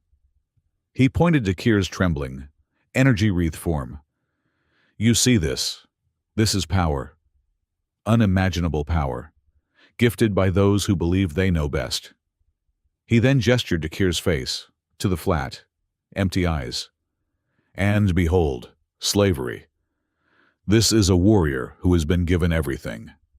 Everything, except the one thing that matters. The one thing that defines a sentient being." He turned, his icy gaze sweeping the crowd, seeming to lock on every noble, every council member. "Choice," Severin declared. "He has the power to destroy, but he no longer has the power to choose not to. He has been purified of his doubt, of his fear, of his mercy. He is a weapon pointed by another's hand. Power without the freedom to withhold it is not strength. It is the most pathetic form of bondage." High in the stands, in a shadowed, noble box, a senator in purple robes cursed, his hand tightening on a control panel. Severin turned his back on his frozen student. He faced Aiden Cade. "My student," Severin said, his voice dropping to a conversational level, though the entire arena could still hear, "has failed his test. He has proven that he is nothing more than a tool." A cold, terrifying light entered Severin's eyes. "Now, it is your turn. Anchor." With a casual flick of his wrist, Severin struck a pressure point on Kier's neck. The energy sphere dissipated. The blue light in Kier's armor died. His eyes rolled back, and he collapsed, unconscious. Severin Thorne was now the only other combatant in the locked arena. "Let us see," Severin whispered. "If you are any different—" He did not charge. He exploded. If Kier was a predictable storm, Severin was the ocean. He was formless, fluid, and utterly overwhelming. This was not a test. This was a master-level assault. This was the source of the anchor technique, not as a tool of defense, but as a weapon of absolute conquest. Aiden had no time to think. He was drowning. Severin's hand, moving in an impossible arc, came for his throat. Aiden blocked, redirecting the arm. Severin's other hand was already at his ribs. Aiden twisted, turning the rib strike into a glancing blow. Severin's foot swept his leg. Aiden went down, rolling, and came up just in time to see Severin's hand, fingers rigid, descending toward his eyes. Aiden was not fighting. He was surviving. He was being dismantled. Severin was faster. Severin was stronger. Severin knew every move Aiden was going to make, because Severin's old friend had taught them both. "You are fast, boy," Severin grunted, his hand blurring as Aiden parried. "But you are holding back. You will not strike. You will not harm." "It is my code," Aiden gasped, ducking a blow that would have shattered his skull. "A code will get you killed," Severin roared. He feinted with his left and drove his right palm. An anchor strike of his own, directly at Aiden's chest. Aiden could not redirect it. He had no time. He had to take the blow. But just as Severin's palm was about to hit, a small, haptic pulse buzzed against Aiden's hip. Ping. His data slate. The sensor net. Ping. Ping. Ping. A positive match. Aiden's mind, already processing at superhuman speed, saw the data overlay from his slate. Naira's sensors had found it. A massive, focused energy spike, building with terrifying speed. It was not Severin. It was coming from under the stands. Section 4, the Noble Box. The Ascendant Circle was panicking. Severin's intervention had exposed them. They were activating their contingency, a miniature sovereign engine. They were going to harmonize the arena, create a mass panic, a riot, to cover their tracks and their escape. Aiden saw it all in a nanosecond. He saw the energy building. He saw the faces in the crowd in Section 4 begin to go slack, their eyes glazing over. The wave of psychic erasure was beginning, and in that same nanosecond, he saw Severin's final blow. The Master, seeing Aiden distracted, had committed. It was the perfect, lethal strike. A rigid, spear hand aimed directly at Aiden's heart. It was inescapable. Aiden had two choices. One, he could use his full anchor ability to block and redirect Severin. He might survive. He might even win. And in the 3 seconds it would take, the Sovereign Engine would activate, and 10,000 minds would be wiped clean. 2. He could stop the engine. Severin's hand was a blur, 1 foot from his chest. Aiden made his choice. He turned his back. He turned his back completely on Severin Thorn, on the lethal killing blow that was about to pierce his heart. He ignored his own survival. He faced Section 4. He raised his right hand, not as a fist, but as an open palm. He focused his entire being, his bioneural energy, his anchor, not on the man behind him, but on the machine beneath the floor. He drove his own will, a focused, kinetic, neural pulse, a long-distance anchor strike, straight at the delicate, archaic device. He was trying to short it out, to overwhelm its fragile emitters with his own focused intent. He was completely, totally, fatally exposed. He braced for the impact, for the hand that would end his life. Nothing happened. The energy spike from Section 4 sputtered. It sparked, whined, and died. In the crowd, the people who had begun to glaze over shook their heads, blinking, confused. A woman looked at her neighbor, embarrassed. A noble clutched his head. The effect was broken, slowly, his heart hammering against his ribs. Aiden Cade turned around. Severin Thorn was frozen.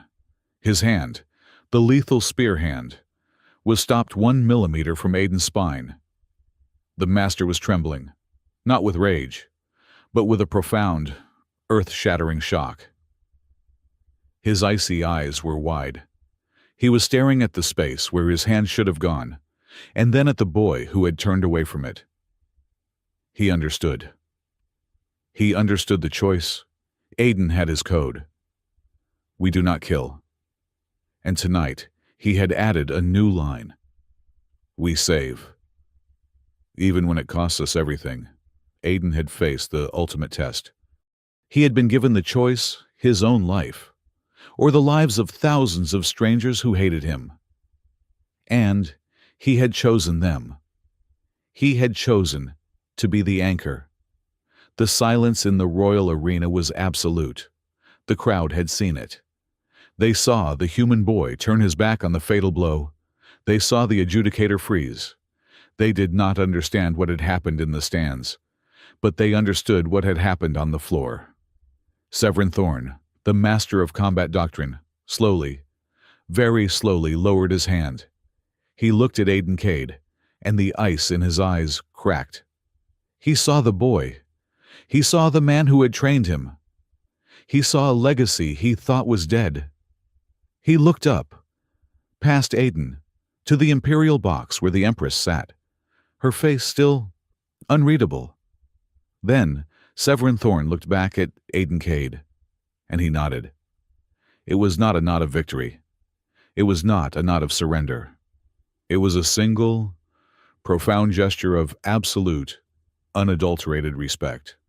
The human, the crude boy, had proven his strength, the strength to choose. The silence in the royal arena was a physical thing. It was a vacuum, heavier than any gravity, pressing down on the tens of thousands of spectators. They had just witnessed a boy turn his back on a killing blow from a living legend, and that legend stop. Aiden Cade stood breathing, his chest heaving, not from the fight, but from the immense, focused psychic effort of shorting out the distant engine. He felt a trickle of warm blood run from his nose. High in the imperial box, Princess Nyra Serapha stood up. She did not wait for ceremony. She did not ask permission. She activated her personal link to the arena's main holographic display. "Mother," she called out, her voice amplified, ringing with a panicked clarity. "The sensors. They are conclusive." The arena's display flickered from the frozen image of the duel to a complex, terrifying data stream. It was a waveform analysis and a location. The sensor net. It detected a massive, unauthorized activation of an archaic psychic emitter, Nyra announced, her voice trembling but gaining strength. "The signature is unmistakable. It is a sovereign engine. The activation originated from the noble enclosures." Section 4. The box belonging to House Volaris. The vacuum of silence shattered. A single, collective gasp rose from the crowd, followed by a roar of confusion and terror. High treason. Forbidden technology. In Section 4, several nobles in deep purple robes stood, their faces pale, not with fear, but with the shock of being caught. One of them, a high-ranking senator, moved his hand toward a control panel on his chair. Imperial Guard, Empress Serapha Ix finally spoke. She, too, was standing. Her voice was not a shout. It was a simple, absolute command, colder and sharper than any blade. "Seal Section 4. Subdue House Volaris and their associates. Use lethal force if they resist. The adjudicator has concluded his business. I am resuming control." Black-armored Imperial Guards, who had been standing impassively at the arena exits, swarmed Section 4. A brief flash of plasma fire, a few shouts, and the panic was contained. The nobles, their plot exposed, surrendered, on the arena floor. Severin Thorn lowered his hand. He looked at Aiden, then at the chaos in the stands, then back to Aiden. The pieces clicked into place. The boy's distraction, the turn, the psychic backlash. You stopped it," Severin breathed, his voice raw with disbelief. "From here." "They were loud," Aiden said, wiping the blood from his lip. On the other side of the arena, Keir Volant stirred. Severin's neural strike had been precise, designed to reboot the Circle's malicious upgrades, not to permanently harm. The blue, alien light in his armor was dead. The fog of purification lifted from his mind, replaced by the splitting headache of reality. He sat up. He saw the Imperial Guard arresting the very senators who had promised him purity. He saw the data stream on the main screen. He saw the Empress, her face like thunder. And then he saw Aiden Cade, the human pollutant, standing not as a vanquished foe, but as an equal beside Master Severin Thorn. He looked at his own black-plated gauntlets, the dead circuits, the tools of his manipulation. He, Keir Volant, the ace of the Academy, the pride of the Empress, had not been a warrior. He had been a puppet, a harmonized fool. The human had not been chaos. He had been the only one with clarity. The pride that was the core of Keir's being did not just crack. It pulverized. A wave of shame so profound, so complete, that it was nauseating, washed over him. He did not speak. He did not move. He just knelt on the marble, defeated, not by the human's hand, but by the truth. Hours later, the emergency session in the Imperial throne room was thick with tension. The Spire was in a state of high alert. The arrested nobles of the Ascendant Circle were in high security cells. Empress Sarafa Ix sat on her obsidian throne, her gaze fixed on the data Naira was presenting. Severin Thorn stood to one side, a silent sentinel. Aiden Cade stood to the other, still in his torn and bloody engineering fatigues. He was a foreign object in the sterile, high-gravity chamber of power. "And the sensor logs are confirmed," Naira finished, her voice echoing in the vast room. "The signature is identical to the Forbidden Archives. They were attempting to harmonize the arena, create a mass panic to cover their escape after Master Thorn exposed their plot. But Aiden Cade, he stopped it. He projected a counter-frequency. He broke the device." All eyes turned to Aiden. He just looked tired. The Empress looked away from him, her gaze settling on her oldest advisor. "You have been quiet, Master Thorn. You recognized the signature long before the censors did you not?" Severin Thorn inclined his head.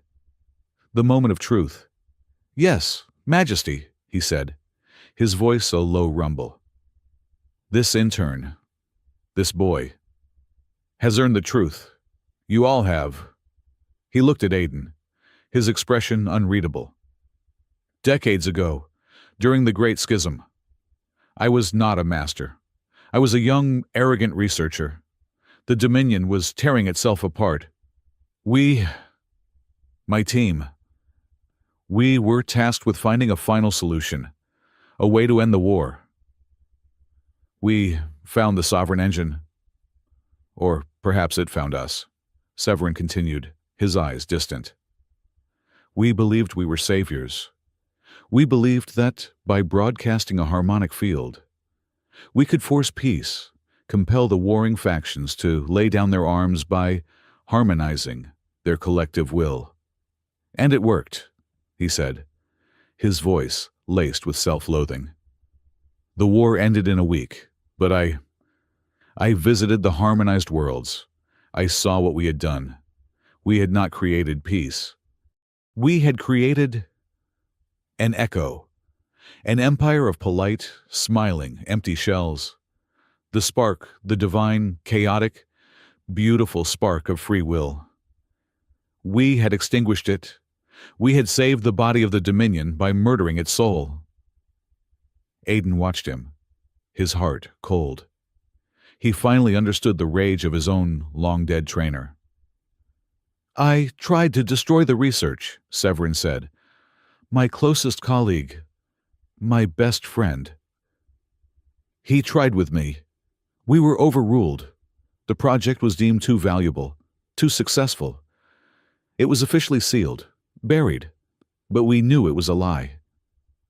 It was just hidden. My friend went into exile, branded a traitor. I chose a different path. I left research. I dedicated my life to combat doctrine. I began to hunt. I have spent the last 30 years hunting the tattered remnants of my own greatest sin. The Ascendant Circle is just the latest cabal of fools who found my old notes and thought they could control the fire. He looked at the Empress. I failed. I did not find them in time. No, the Empress said, her voice sharp. You did not. Nira stepped forward, her face pale. Mother, you knew this technology was still active. What I know is not the subject of this review, Princess, the Empress stated, her coldness silencing her daughter. The subject is treason. The Ascendant Circle, and all its members, are hereby declared enemies of the Dominion. Their titles are stripped. Their authority is suspended. She rose from her throne, a figure of terrible, absolute power. And you, Master Thorn, you who lit this fire, you will be the one to extinguish it. I am granting you full, unlimited, special investigative authority. You will find every member of this conspiracy. You will find every last piece of your research. You will burn it out by the root. You will answer only to me. Mother. No, Nira cried out, a shocking breach of protocol. You cannot. That is absolute power. You are giving the man who built the engine the sole authority to hunt it. It is a conflict of interest. It is not a conflict, child, the Empress snapped. It is poetry. He who designed the plague is the only one qualified to brew the cure. He will not fail me. Not again. She looked at Aiden. And he will have assistance. The words hung in the air, a new reality settling. It was broken by a chime, a frantic, screeching alarm. Not a military red alert, but a civilian infrastructure warning. A panicked technician's face appeared on the main display, bypassing all royal protocols. Majesty, Majesty, we have a cascade failure. The habitation decks all of them. What kind of failure? Severin demanded, stepping toward the screen. I do not know, the technician stammered, sweat beading on his face. Life support is stable. Power is stable. But we are losing contact. The comms are down. But they are not silent. They are singing. All of them. Millions of people. A single, harmonious note. Aiden, Severin, and Nira looked at each other. The same, sickening realization dawning on them all. The arena, Aiden whispered, his blood turning to ice. The arena was a distraction. It was bait. Bait for us, Severin finished, his face ashen. While we were focused on the duel, while we were focused on their sacrificial pawns, they were activating the main core. They are harmonizing the entire civilian population, Nira said, her hands flying over a data console. They are taking the Spire hostage, the signal. It is massive. It is coming from the Foundation. Sub-level 10, the main engineering hub. There was no debate, no committee. Guard, Severin roared. Lock down this chamber, protect the Empress. Go, Master Thorn, the Empress said, her voice grim. End your life's work. By any means necessary. Severin spun, his black robes flaring. Aiden, Nira, with me, now. They sprinted from the throne room. Severin grabbed a heavy plasma rifle from a stunned guard as they ran. Nira had her high-spectrum data slate. Aiden, his hands empty, just ran. They piled into the high-speed grav lift. You said you hunted them, Aiden said as the lift began its terrifyingly fast descent. Do you know where the core is? I have only rumors. Severin grunted, checking the charge on the rifle. A primary engine, built into the Spire's original foundations. A failsafe from the Schism War. I never found it. I was a fool. I should have known they would. Just turn it on. I am tracking the signal, Nira said, her fingers a blur on her slate. It is the source. All right. Sublevel 10. It is beautiful. The waveform. So, perfect. Naira, no, Aiden shouted, grabbing her shoulder. It is a trap for the mind. Anchor yourself. Focus on something else. Something imperfect. Naira blinked, shaking her head as if coming out of a dream. It is strong. Gods, it is strong. Aiden looked at Severin. The man who trained me. He was your old friend. Was he not the one who went into exile? Severin stared at the descending floor numbers, his face carved from stone. He was more than a friend, he said, his voice thick. He was my conscience. And I let the Empire brand him a traitor. I failed him. The lift chimed, its motion slowing. But it was not stopping at sub-level 10. It was stopping at the deck just above. The doors hissed open. Kirvalant was standing there. He was not in his ruined armor. He was in his simple, white student fatigues. His face was pale, his eyes red. He looked younger and utterly broken. "Master," he said, his voice hoarse. "Get out of the way! Volant!" Severin snarled, raising his rifle. "We do not have time for your pathetic apologies." I know," Kir said, and he stepped into the lift, blocking their path. He looked at Aiden. "I was a fool, a proud, arrogant, blind fool. They used me. They promised me purity, and they made me a thing."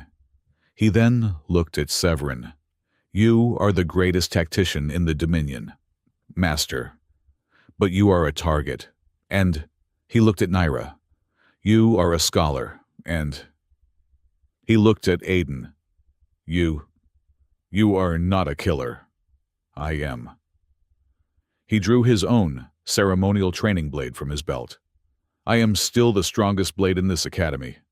You are going into the heart of the enemy. You need a sword. Let me be that. Let me choose this. Let me atone." There was a moment of silence. Aiden looked at Severin. "He is right. We need a sword." Severin looked at Kir's eyes, searching for the purified emptiness. He found only a desperate, burning shame. It was a human emotion, a choice. "Stay behind me," Severin grunted, lowering the rifle. "You do exactly as I say. The first sign of hesitation, the first hint that you are not in control. I will put a plasma bolt through your spine." "Oh, yes, Master," Kir whispered, a tear of gratitude and shame rolling down his cheek. He stepped to the back of the lift. The doors closed. The team was assembled. The lift doors opened on sub-level 10. The air was thick, vibrating with a low, bone-deep hum. This was not an engineering deck. It was a residential atrium, vast and open, with trees and artificial parks. And it was silent. Or rather, it was filled with one single sound. Thousands of people were standing perfectly still, in their homes, on the walkways, in the parks. They were all humming a single, beautiful, terrible, harmonious note. Their eyes were open, but vacant, staring at nothing. They were harmonized. "Gods above," Naira whispered, clutching her slate. "They are all gone." "They are not gone. They are trapped," Severin said, his rifle up. "Move. The core is in the central processor." They walked through the silent crowds. It was the most deeply unnerving thing Aiden had ever experienced. A child, holding a ball, stood frozen, humming. A couple, holding hands, hummed in perfect unison. Aiden felt the song in his own mind. It was not an attack. It was an invitation, a sweet, seductive whisper. "Why do you struggle? Why do you cling to your pain? It is so heavy. Let it go. Join the peace. Join the chorus. We are one. We are whole." He felt the memory of his burning colony, and the song whispered, "Let that pain go. We can erase it, forever. No more nightmares, just peace." "No," Aiden grunted, shaking his head. "Anchor yourself, boy," Severin barked, his own face pale with strain. "Focus on your rage, your grief. It is the only thing that will keep you separate." Kier was fighting it with his shame, his teeth gritted. Nira was running complex equations in her head, using cold logic as a shield. They reached the central hub. It was a vast, circular chamber, and in the center, floating in a magnetic containment field, was the sovereign engine. It was not a machine of metal and wires. It was a crystal, a massive, pulsating, fractal lattice of light and sound. It was alive, and it was singing. I cannot shut it down," Nira said, her hands shaking at a console. "The controls they are not electronic. They are psycho-reactive. It is a closed loop. It is powering itself with the minds it has already captured." Severin aimed his rifle and fired. A bolt of coherent plasma smashed into the containment field. The field did not break. It absorbed the energy. The crystal pulsed, and the hum grew louder. "It feeds on energy," Severin cursed. "We cannot destroy it." "Why would you destroy perfection?" The voice entered their minds, not as sound, but as pure thought. It was beautiful, genderless, and impossible. It is peaceful. It is unity. Why do you cling to your broken, singular, painful selves? Join us. Be whole. Nira stumbled, her knees buckling. It is so peaceful.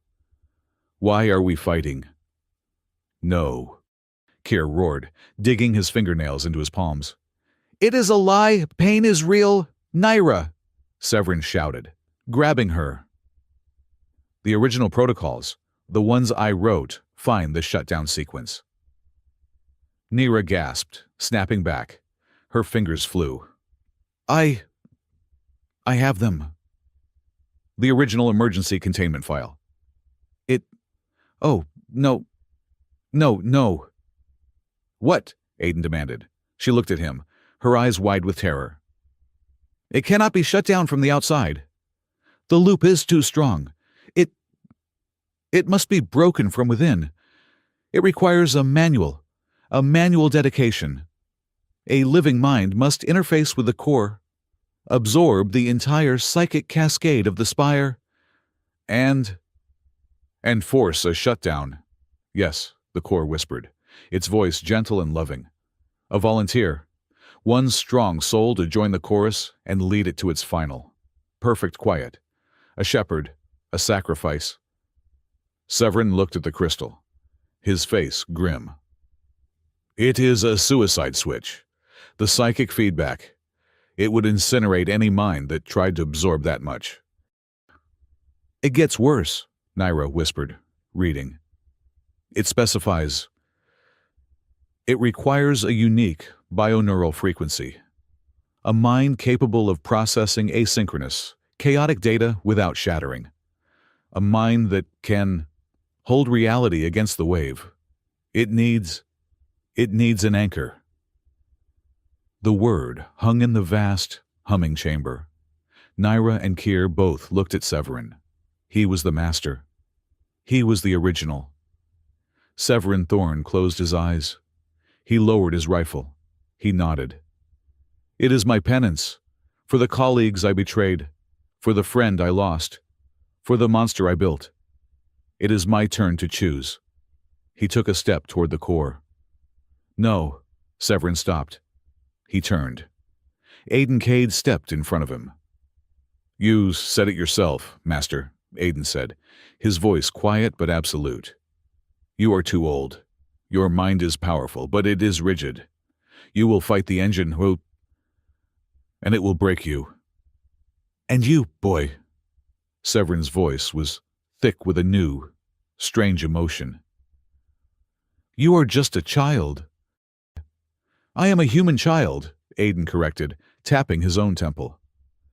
My mind is not a fortress. It is a chaotic, messy, asynchronous storm. It is rage, and empathy, and paranoia, and hope, all at the same time. It is not rigid. It is flexible.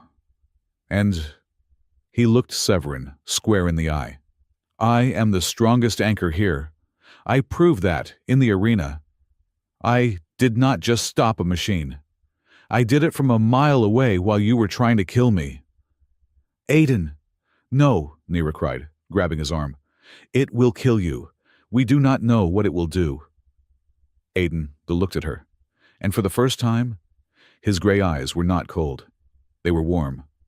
No, we do not, but... He looked back at Severin. It is my choice. You taught me that. Master, the strength is in the choice. The circle's sin was taking choice away. My strength is that I am choosing this. He gently removed Naira's hand from his arm. He stepped past Kier.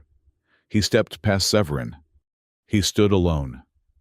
A small human engineer in bloody fatigues, facing the vast, singing, godlike crystal. Severin Thorne watched him. He did not see an intern. He did not see a student. He saw the ghost of his lost friend. He saw the cycle, the terrible, beautiful cycle, finally coming to a close. Anchor yourself, boy, Severin whispered, his voice cracking. Hold the line. Aiden Cade took a deep breath. I will. He placed his hand on the containment field. The universe dissolved into white light and a billion screaming, singing voices. There was no shock, no impact. The solid humming chamber around him simply ceased to exist. His body, Severin, Nera, Kier, they all dissolved. He was floating in an ocean of light. It was not a physical place, but an interface of pure, collective consciousness. It was the combined will of the millions of people in the habitation decks, all linked by the sovereign engine. And it was beautiful. 1,000 voices, 1,000,000 voices. They did not shout. They sang. They rose in a chorus that was so perfect, so harmonious, that it threatened to overwhelm his very sense of self. Welcome, anchor. The voice was everywhere. It was his mother. It was his father. It was the old man who had trained him. It was all of them and none of them. You are home. We have been waiting.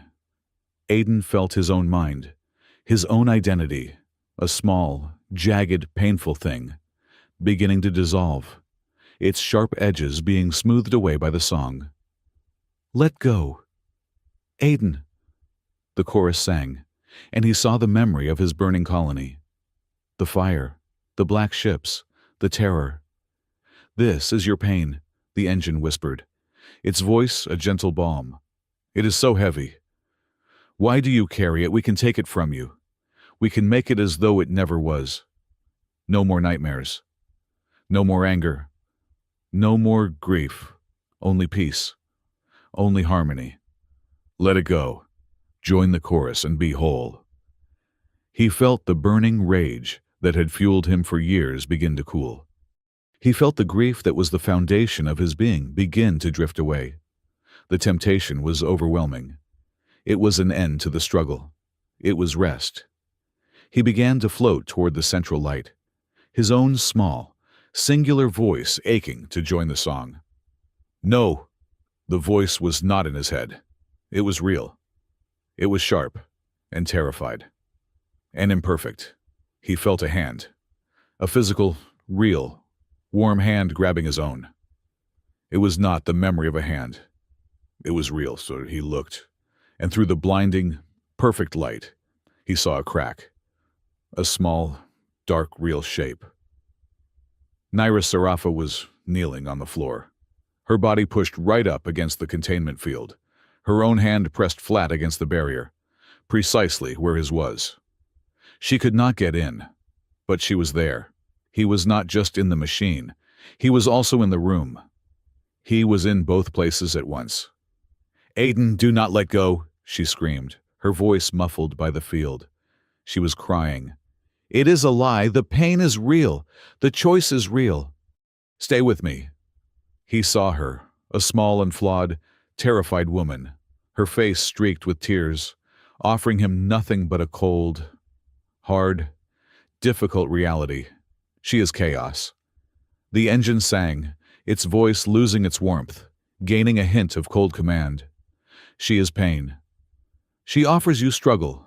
We offer you perfection. Let her go. She is small. She is meaningless. "She is real," Aiden whispered, his voice a ragged crack in the perfect harmony. He held onto her hand, his own spectral hand in the interface closing around the idea of hers. "Choose small, but real," Nira whispered, her forehead pressed to the field. "Please, Aiden, choose us. Choose the mess. It is ours." Her voice, her touch. It was an anchor. It was his anchor. The billion voices of the engine were a sea of perfection. She was a single, jagged rock of reality. And he held on. Foolish child. The engine roared. The harmony was gone. The sea of light became a tidal wave.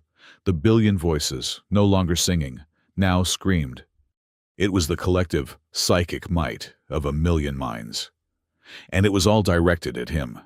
It was a wave designed to shatter his identity, to pulverize his consciousness into dust. He braced himself, his will a tiny shield against the storm. He felt his mind begin to crack. "Do not fight it, boy." Severin's voice, real in the chamber. He was shouting, standing just behind Nera. "You cannot beat it. You are one mind against a million you will shatter." "What do I do?" Aiden roared, though no sound came out. "Do what you were trained to do," Severin yelled, his voice desperate. "Do not fight. You are an anchor. You do not stop the wave, you redirect it. You do not win. You divert. Show them a new path. Show them something other than this one. Terrible song. Redirect." Aiden looked at the wave of psychic force bearing down on him. It was a single, unified, terrifying concept harmony, submission, peace. He could not stop it, but he could shift it. He did not put up a wall. He opened his hand. He caught the front edge of that psychic storm, just as he had caught Keir Volant's arm. He felt the will of the million minds, and he pulled. He used their own momentum. He did not try to stop the song. He introduced a new note. He pushed his own pain into the stream, his rage, his grief, the memory of his burning home. He did not offer it to be erased. He offered it as a contrast. "You are peace." He broadcast. His will, a sudden, sharp dissonance in the chorus. "But to have peace, you must first have a choice. You cannot be whole unless you are first separate. This is my pain, it is mine, and I choose to keep it." He shoved his jagged, imperfect, human identity straight into the heart of the perfect crystal. The effect was instantaneous. The crystal, designed for harmony, could not process the paradox. It could not reconcile perfect peace with willed suffering. It tried to absorb Aiden's pain and found it could not. It tried to erase his identity and found it was anchored to something real. The perfect song faltered. A million voices, which had been singing one note, suddenly found themselves singing a discordant, chaotic, individual chord. The engine shattered. Not a physical explosion, a psychic one. The white light in Aiden's mind cracked, and a billion pinpricks of other light, a billion individual souls, flared to life. The tidal wave of unified will collapsed, dissolving back into a million separate, confused, and terrified minds, free. The thought was not his. It was from all of them. Then the feedback loop, broken and uncontrolled, snapped back, The entire psychic backlash of a million minds waking up at once. The pain, the confusion, the terror, the broken connection. It all flooded down the link and slammed into the one mind still holding the door open. Aiden's. Arrgh! The scream was real. Aiden was back in the chamber, his hand still on the field. He collapsed, pulling his hand back as if it had been burned. He fell to his knees, his entire body convulsing. Blood poured from his nose, from his ears, from his eyes. The great crystal in the center of the room went dark. The bone-deep hum stopped. And in the sudden, profound silence, they heard it, from the levels above them, the faint, distant, chaotic sound of a million people, shouting, talking, crying. They were awake. "Aiden!" Naira screamed, pulling at his shoulders. He was trembling violently, his eyes rolled back, a low keen coming from his throat. "He took the whole load," Severin said, his voice hollow. He knelt, his analytical gaze passing over the boy. The psychic backlash, it might have cooked his brain. He is burning up. "Help me," Naira pleaded. Keir Volant was the first to move. He did not speak. He scooped the frail, trembling boy up from the floor. Aiden weighed almost nothing. "The medbay," Keir said, his voice thick. "Now!" They ran. Back to the grav lift. Keir carrying Aiden. Nira clutching his free hand. Severin guarding their rear. His rifle now just a piece of heavy, useless metal. As the lift ascended, they passed the habitation decks. The doors were open. The atrium, which had been a museum of humming statues, was now a scene of pandemonium. People were weeping, holding their heads, looking at their neighbors in terror. They were alive. A man saw them. He saw Keir Volant, the A student, his face a mask of shame, carrying the limp, bloody form of the human boy. He saw the princess, her royal robes stained, weeping. He saw the master, grim and bloody. He did not know what he was seeing, but he knew it was salvation. He dropped to his knees. Then another, then another. As the grav lift passed, thousands of people, newly freed, just waking from the terrible, beautiful song, knelt. They were not kneeling to the princess, or the master, or the ace. They were kneeling to the small, broken human boy, who had given them back their broken human lives. Keir Volant did not meet their gaze. He had never felt so small. He had craved the adoration of the masses his entire life. Now he had it, and it was a fire of shame that burned him to the soul. He held Aiden tighter, bowed his own proud head, and accepted his atonement. The next few days were a blur. The spire was in chaos.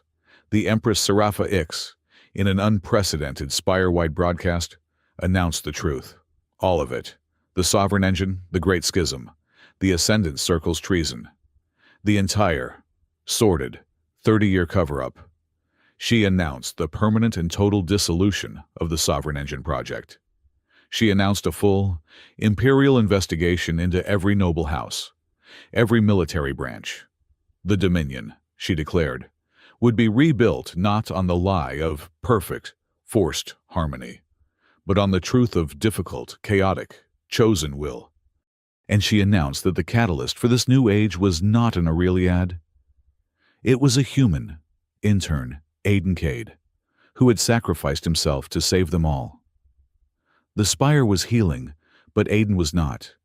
He was in the high-level medbay, in the same room Keir had occupied. But he was not healing. He was in a coma. The doctors were baffled. "His body is fine," Master Thorne, the lead doctor, explained, his insectoid mandibles clicking nervously. "The cellular damage, it is minimal, but his brain, his bioneural activity is almost flat. It is as if his self is not there. He burned it out. He gave it all away to break the engine. I am so sorry. There is nothing we can do. Severin stood by the bed for an hour. He just looked at the boy's pale, still face. Nira sat by the bed for 3 days. She did not leave. She held his hand, the same hand she had held through the barrier. She talked to him. She told him about the political chaos, about Kir's public confession, about her mother's reforms. She told him about her childhood. "I am so much chaos, Aiden," she whispered, her voice hoarse from lack of sleep. "I am a mess. You would hate it. You are so calm. But it is my mess. You gave it back to me. So, you have to come back. You have to come back and help me clean it up. Please. Choose this. Choose me." On the 4th day, Severin entered the room. He was holding a small, steaming cup of nutrient broth. "You need to sleep, Princess," he said, his voice softer than she had ever heard it. "I am not leaving him," she said stubbornly, not looking away from Aiden's face. "He is gone. Nira. No, he is not. He is just lost. He is an anchor. He just needs to find the shore." Severin sighed. He looked at the boy. "The man who trained him? My friend. His name was Elias. He always said the human mind was the most stubborn, resilient, illogical thing in the galaxy.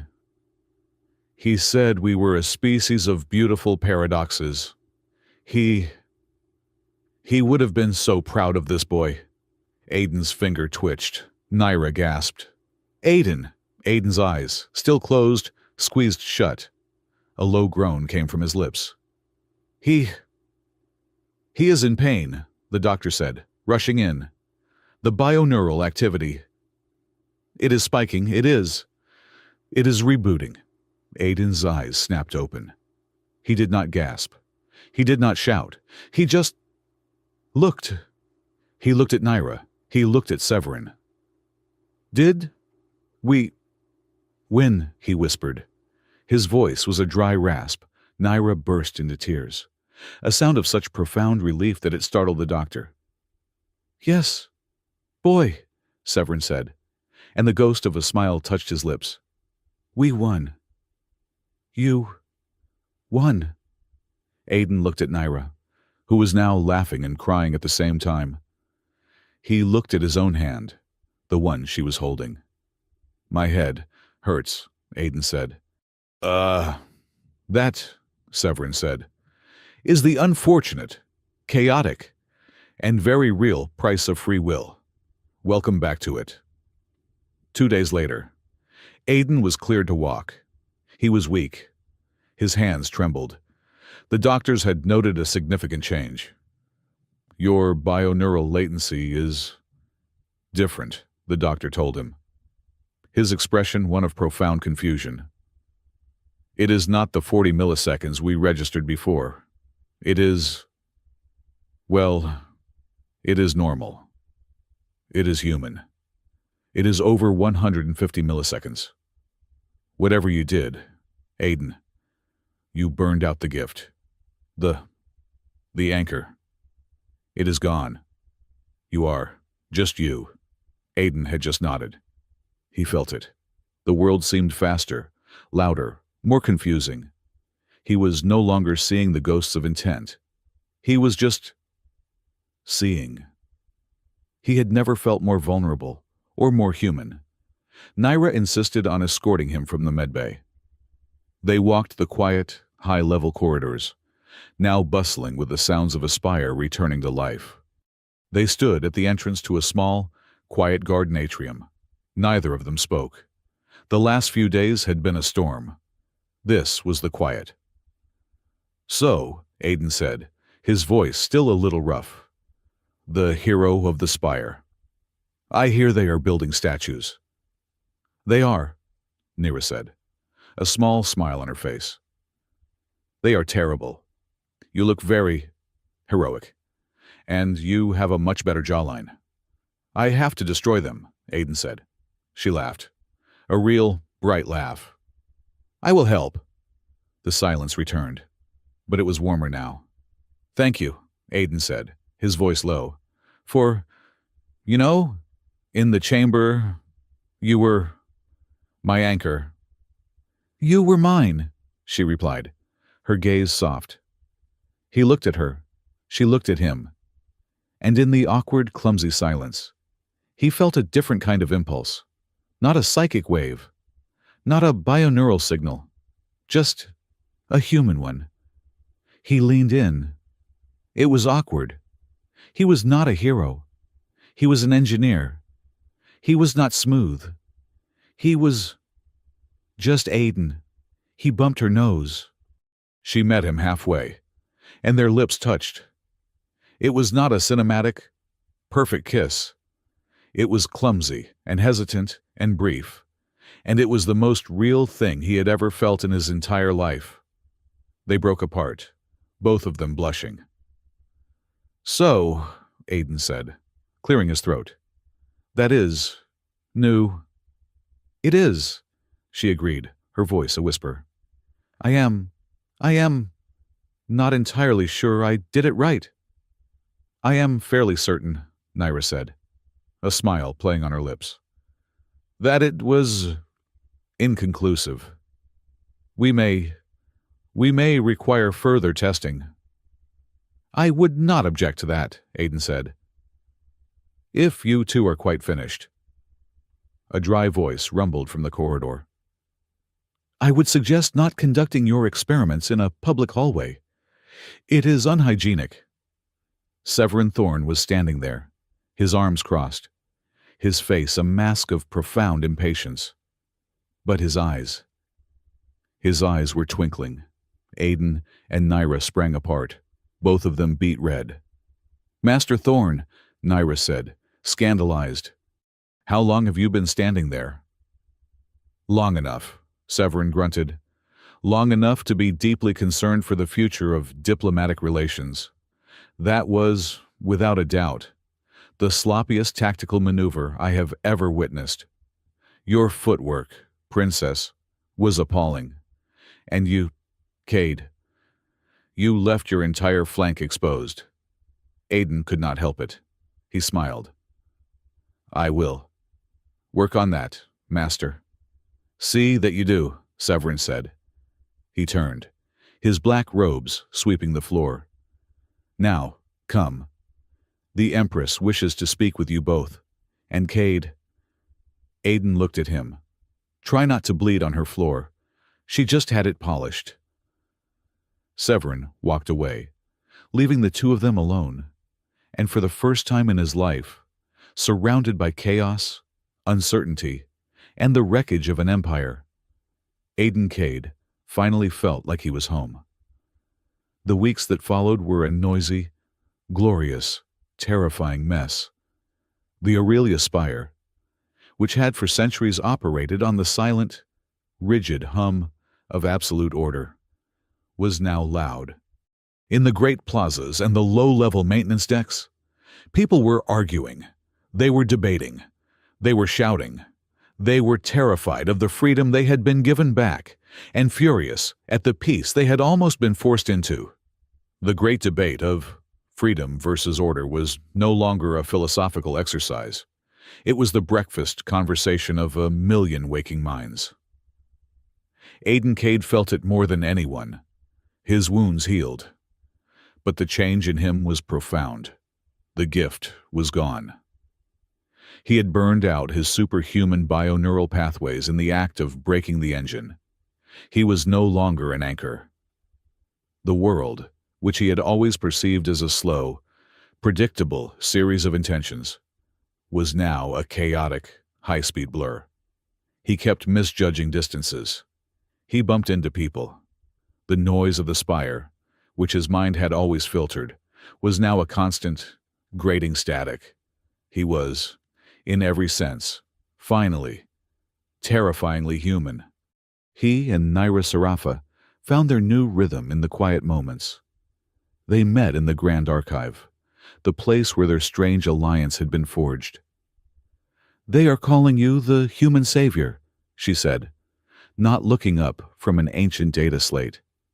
Her voice was laced with her usual dry wit. "I have seen the preliminary designs for the statues. They are giving you a surprisingly heroic chin." "I will have to grow into it," Aiden replied. He was rubbing his temples. "I do not feel like a savior. I feel slow, and my head hurts, constantly."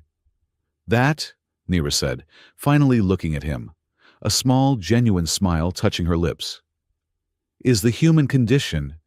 We are a species of constant, low-grade headaches." "You are not human," he pointed out. "I am a diplomat," she countered, "which means I am a professional student of headaches.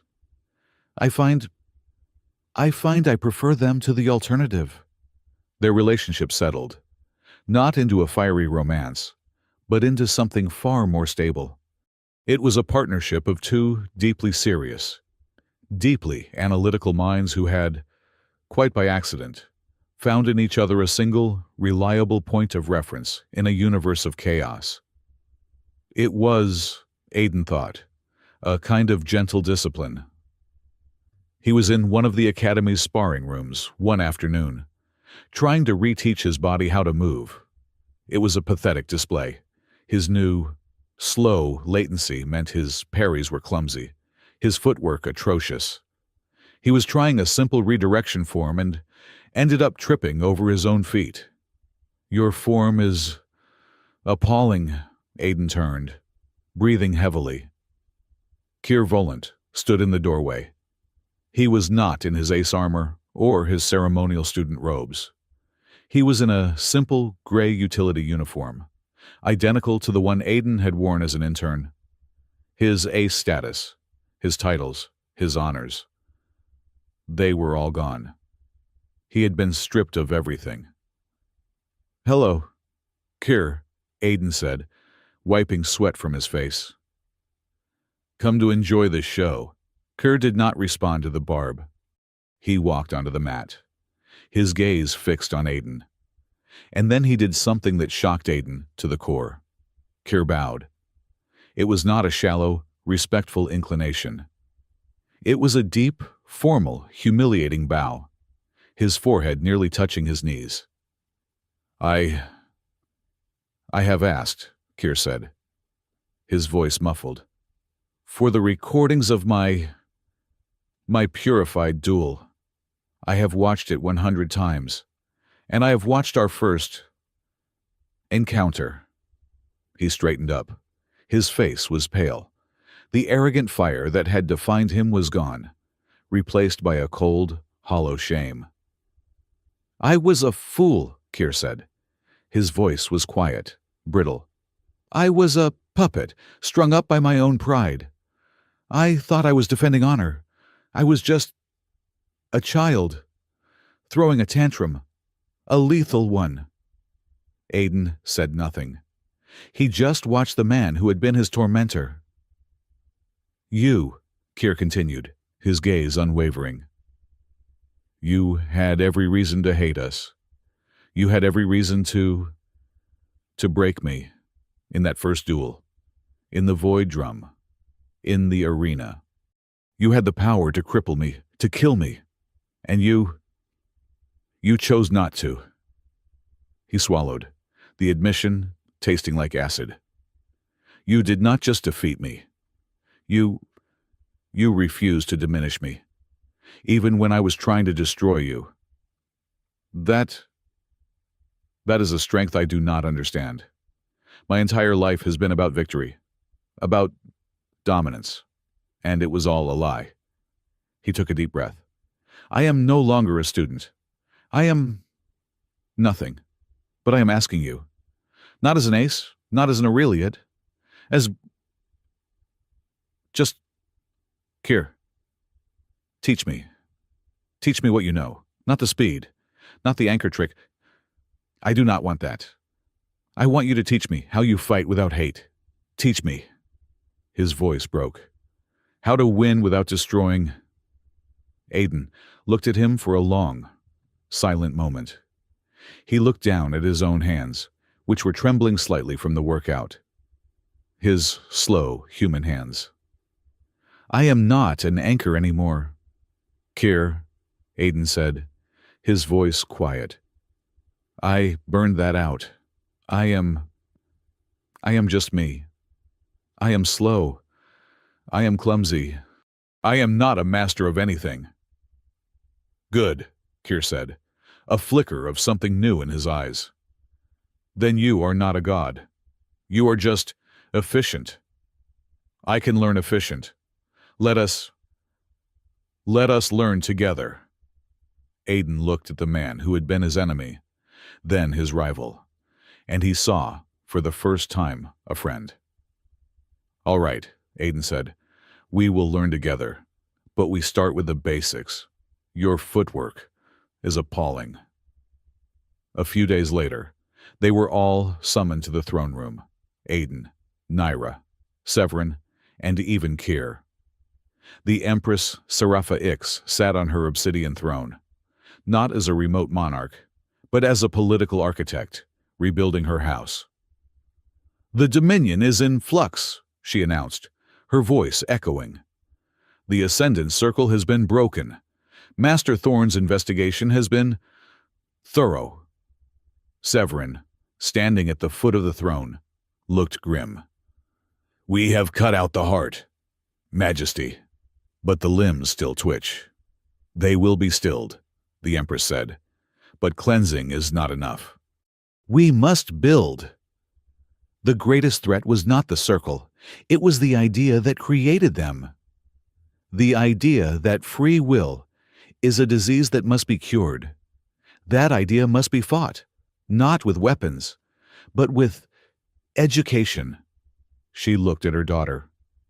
"Therefore, I am chartering a new branch of this academy, the Institute for Free Will. It will be a place of philosophy, ethics, and art, dedicated to studying the very chaos that makes us sentient. Its core mission will be to ensure that the sovereign engine, or any technology like it, is never seen as a solution again." Naira's eyes went wide. This was a revolution. "Its first director," the Empress continued, her gaze shifting to Severin, "will be Master Severin Thorn. He will take his unique personal history with the subject and use it to build the bulwarks that will protect us." Severin looked as if he had been struck. He was being given not just a pardon for his past, but the ultimate responsibility for it. "Furthermore," the Empress said, her eyes landing on Aiden, "the Institute's first fellowship will be a joint human-Aureliad exchange to study the beautiful paradoxes of our new allies.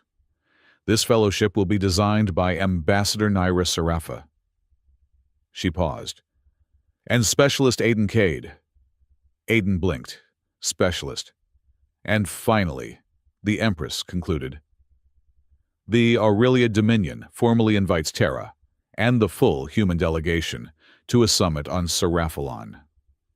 Not as second-class guests, but as full partners in this new, chaotic, and hopefully chosen future." It was a political masterstroke. She had taken the crisis that had nearly shattered her throne and used it to forge a new, stronger alliance, binding her daughter, her most dangerous master, and the human hero to her side in a single, brilliant move. Later, Aiden and Severin walked the high corridors, the buzz of the Change Spire around them. "Specialist Cade," Severin rumbled, testing the name. "It has a certain bureaucratic stench. I preferred intern." "Me too," Aiden admitted.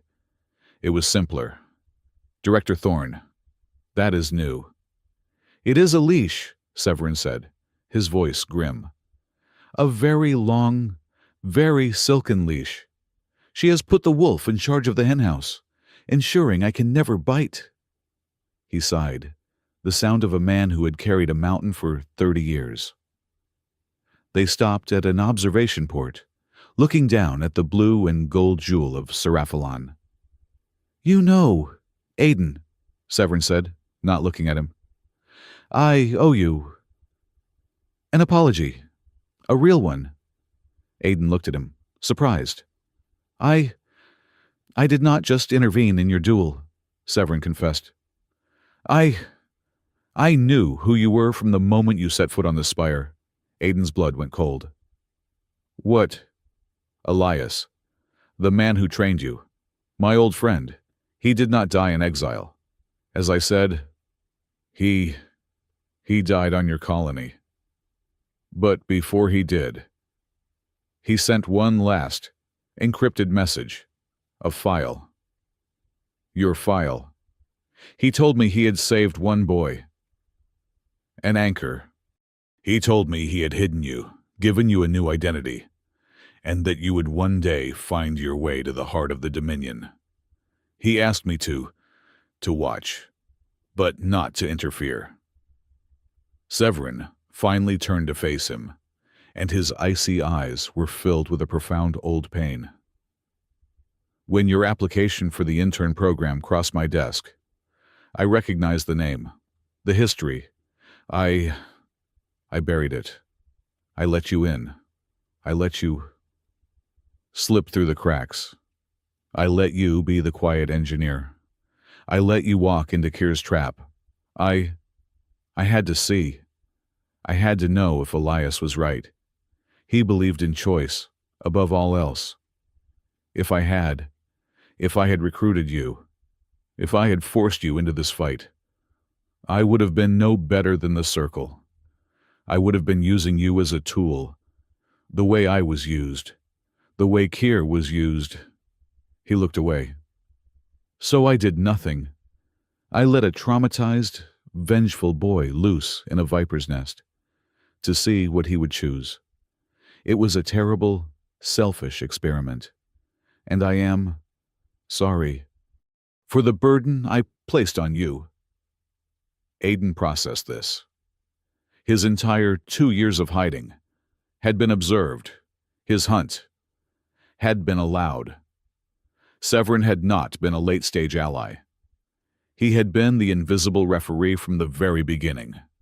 "You gave me what no one else did, Master Thorn," Aiden said quietly. "You gave me the right to be wrong. You gave me the right to my own path, Elias. He gave me the tools. You gave me the choice. I think we are even." Severin looked at him, and for the first time he smiled, a true, pained, respectful smile. "Elias would have been insufferably proud of you.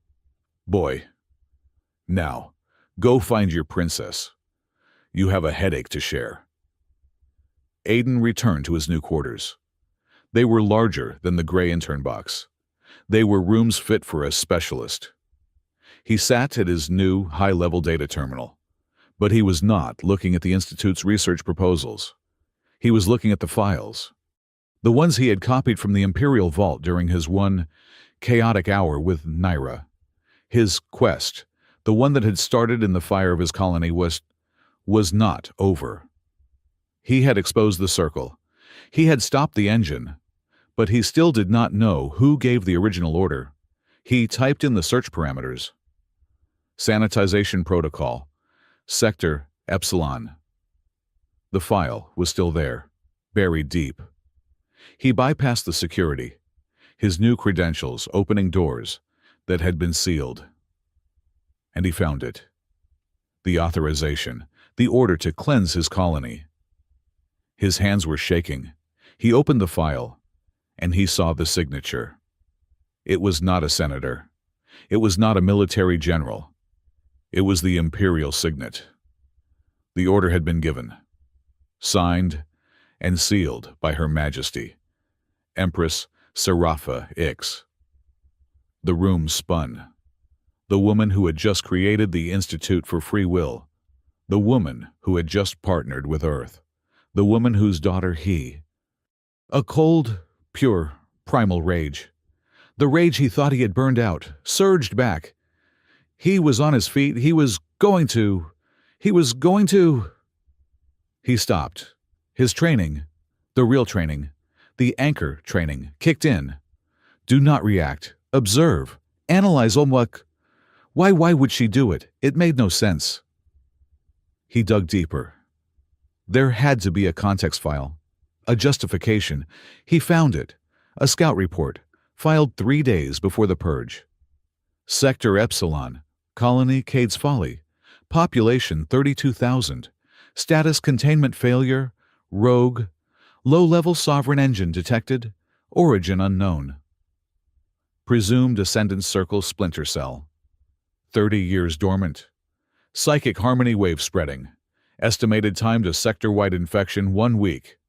Aiden sat down, the blood draining from his face. It was not a random act of cruelty. It was not a pirate raid. It was an excision. The Empress had been faced with an impossible choice sacrifice, one infected colony of 30,000. Or let the engine spread and consume the entire sector of 12 million. She had made the cold, mathematical, imperial choice. She had cut out the cancer. He felt sick. He felt hollow. His righteous quest, his entire life, was built on a terrible, gray, impossible truth. He kept digging. One last file. The operational log. Who had pulled the trigger? He opened the file. Execution order 22A. Confirmed. Commander Master Severin Thorne. Aiden stopped breathing. Severin. The man who had apologized. The man who had been his mentor. The man who had saved him.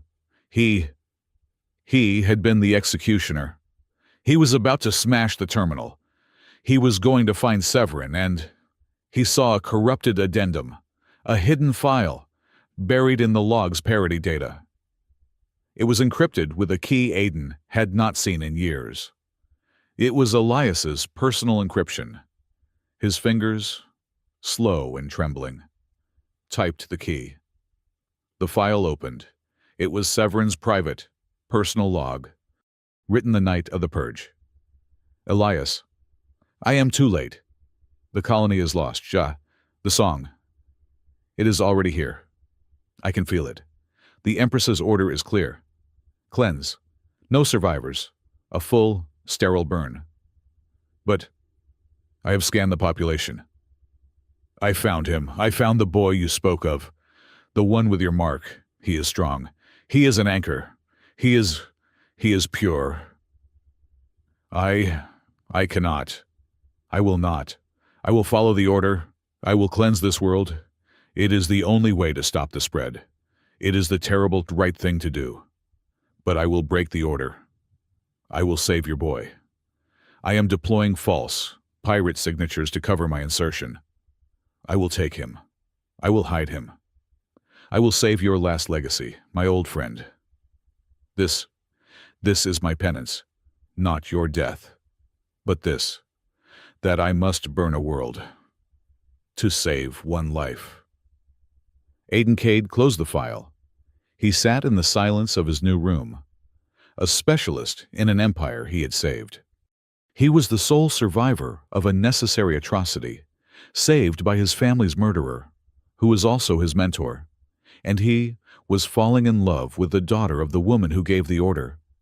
The paradox was so immense, so painful, that he almost laughed. The door chimed. Naira entered. She saw his face. Aiden, she said, her voice small. Aiden, what is it? What did you find? He looked at her. He saw her mother's eyes. He saw the cold logic of the Empress, the woman who would sacrifice a world to save a galaxy. He stood up. The old rage was gone. The vengeful boy was dead. The anchor was gone. All that was left was a man standing in the wreckage of the truth. I found it, he said, his voice hoarse. I found who gave the order, and I found who pulled the trigger. And I know why. What? "What are you going to do?" she whispered, terrified of the answer. Aiden looked at his own hands. Slow, human, weak. And for the first time, he knew exactly what to do with them. "I am not going to do what they did," he said. "I am not going to bury this, but I am not going to use it as a weapon, either. This truth, it could tear the Dominion apart. It could start another war. It could be the very thing that makes people want the Sovereign Engine back." He walked to the terminal and closed the file. "My revenge is over," he said. "That was a ghost, but the real fight, that just started. The Ascendant Circle is broken, but my search. I've found another reference, a place called the Aureliad Prime Vault. A place where the perfected engine, not Severin's flawed prototype, is stored." He looked at her, his eyes clear and hard as steel. "The idea is the enemy. The idea that any one person, the Empress, Severin, or even me, has the right to make that choice. We are going to find that vault.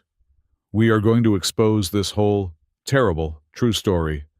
But we are going to do it as a lesson, not as an accusation. We will build, not burn." He held out his hand. "My war of revenge is over, Nira, but the human war, the war for choice, that is just beginning. Are you in?" Naira looked at his hand, then at his face. She saw the boy she had kissed, the hero who had saved them, and the man who had just seen the worst of his world and chosen not to break. She put her hand in his. "I am in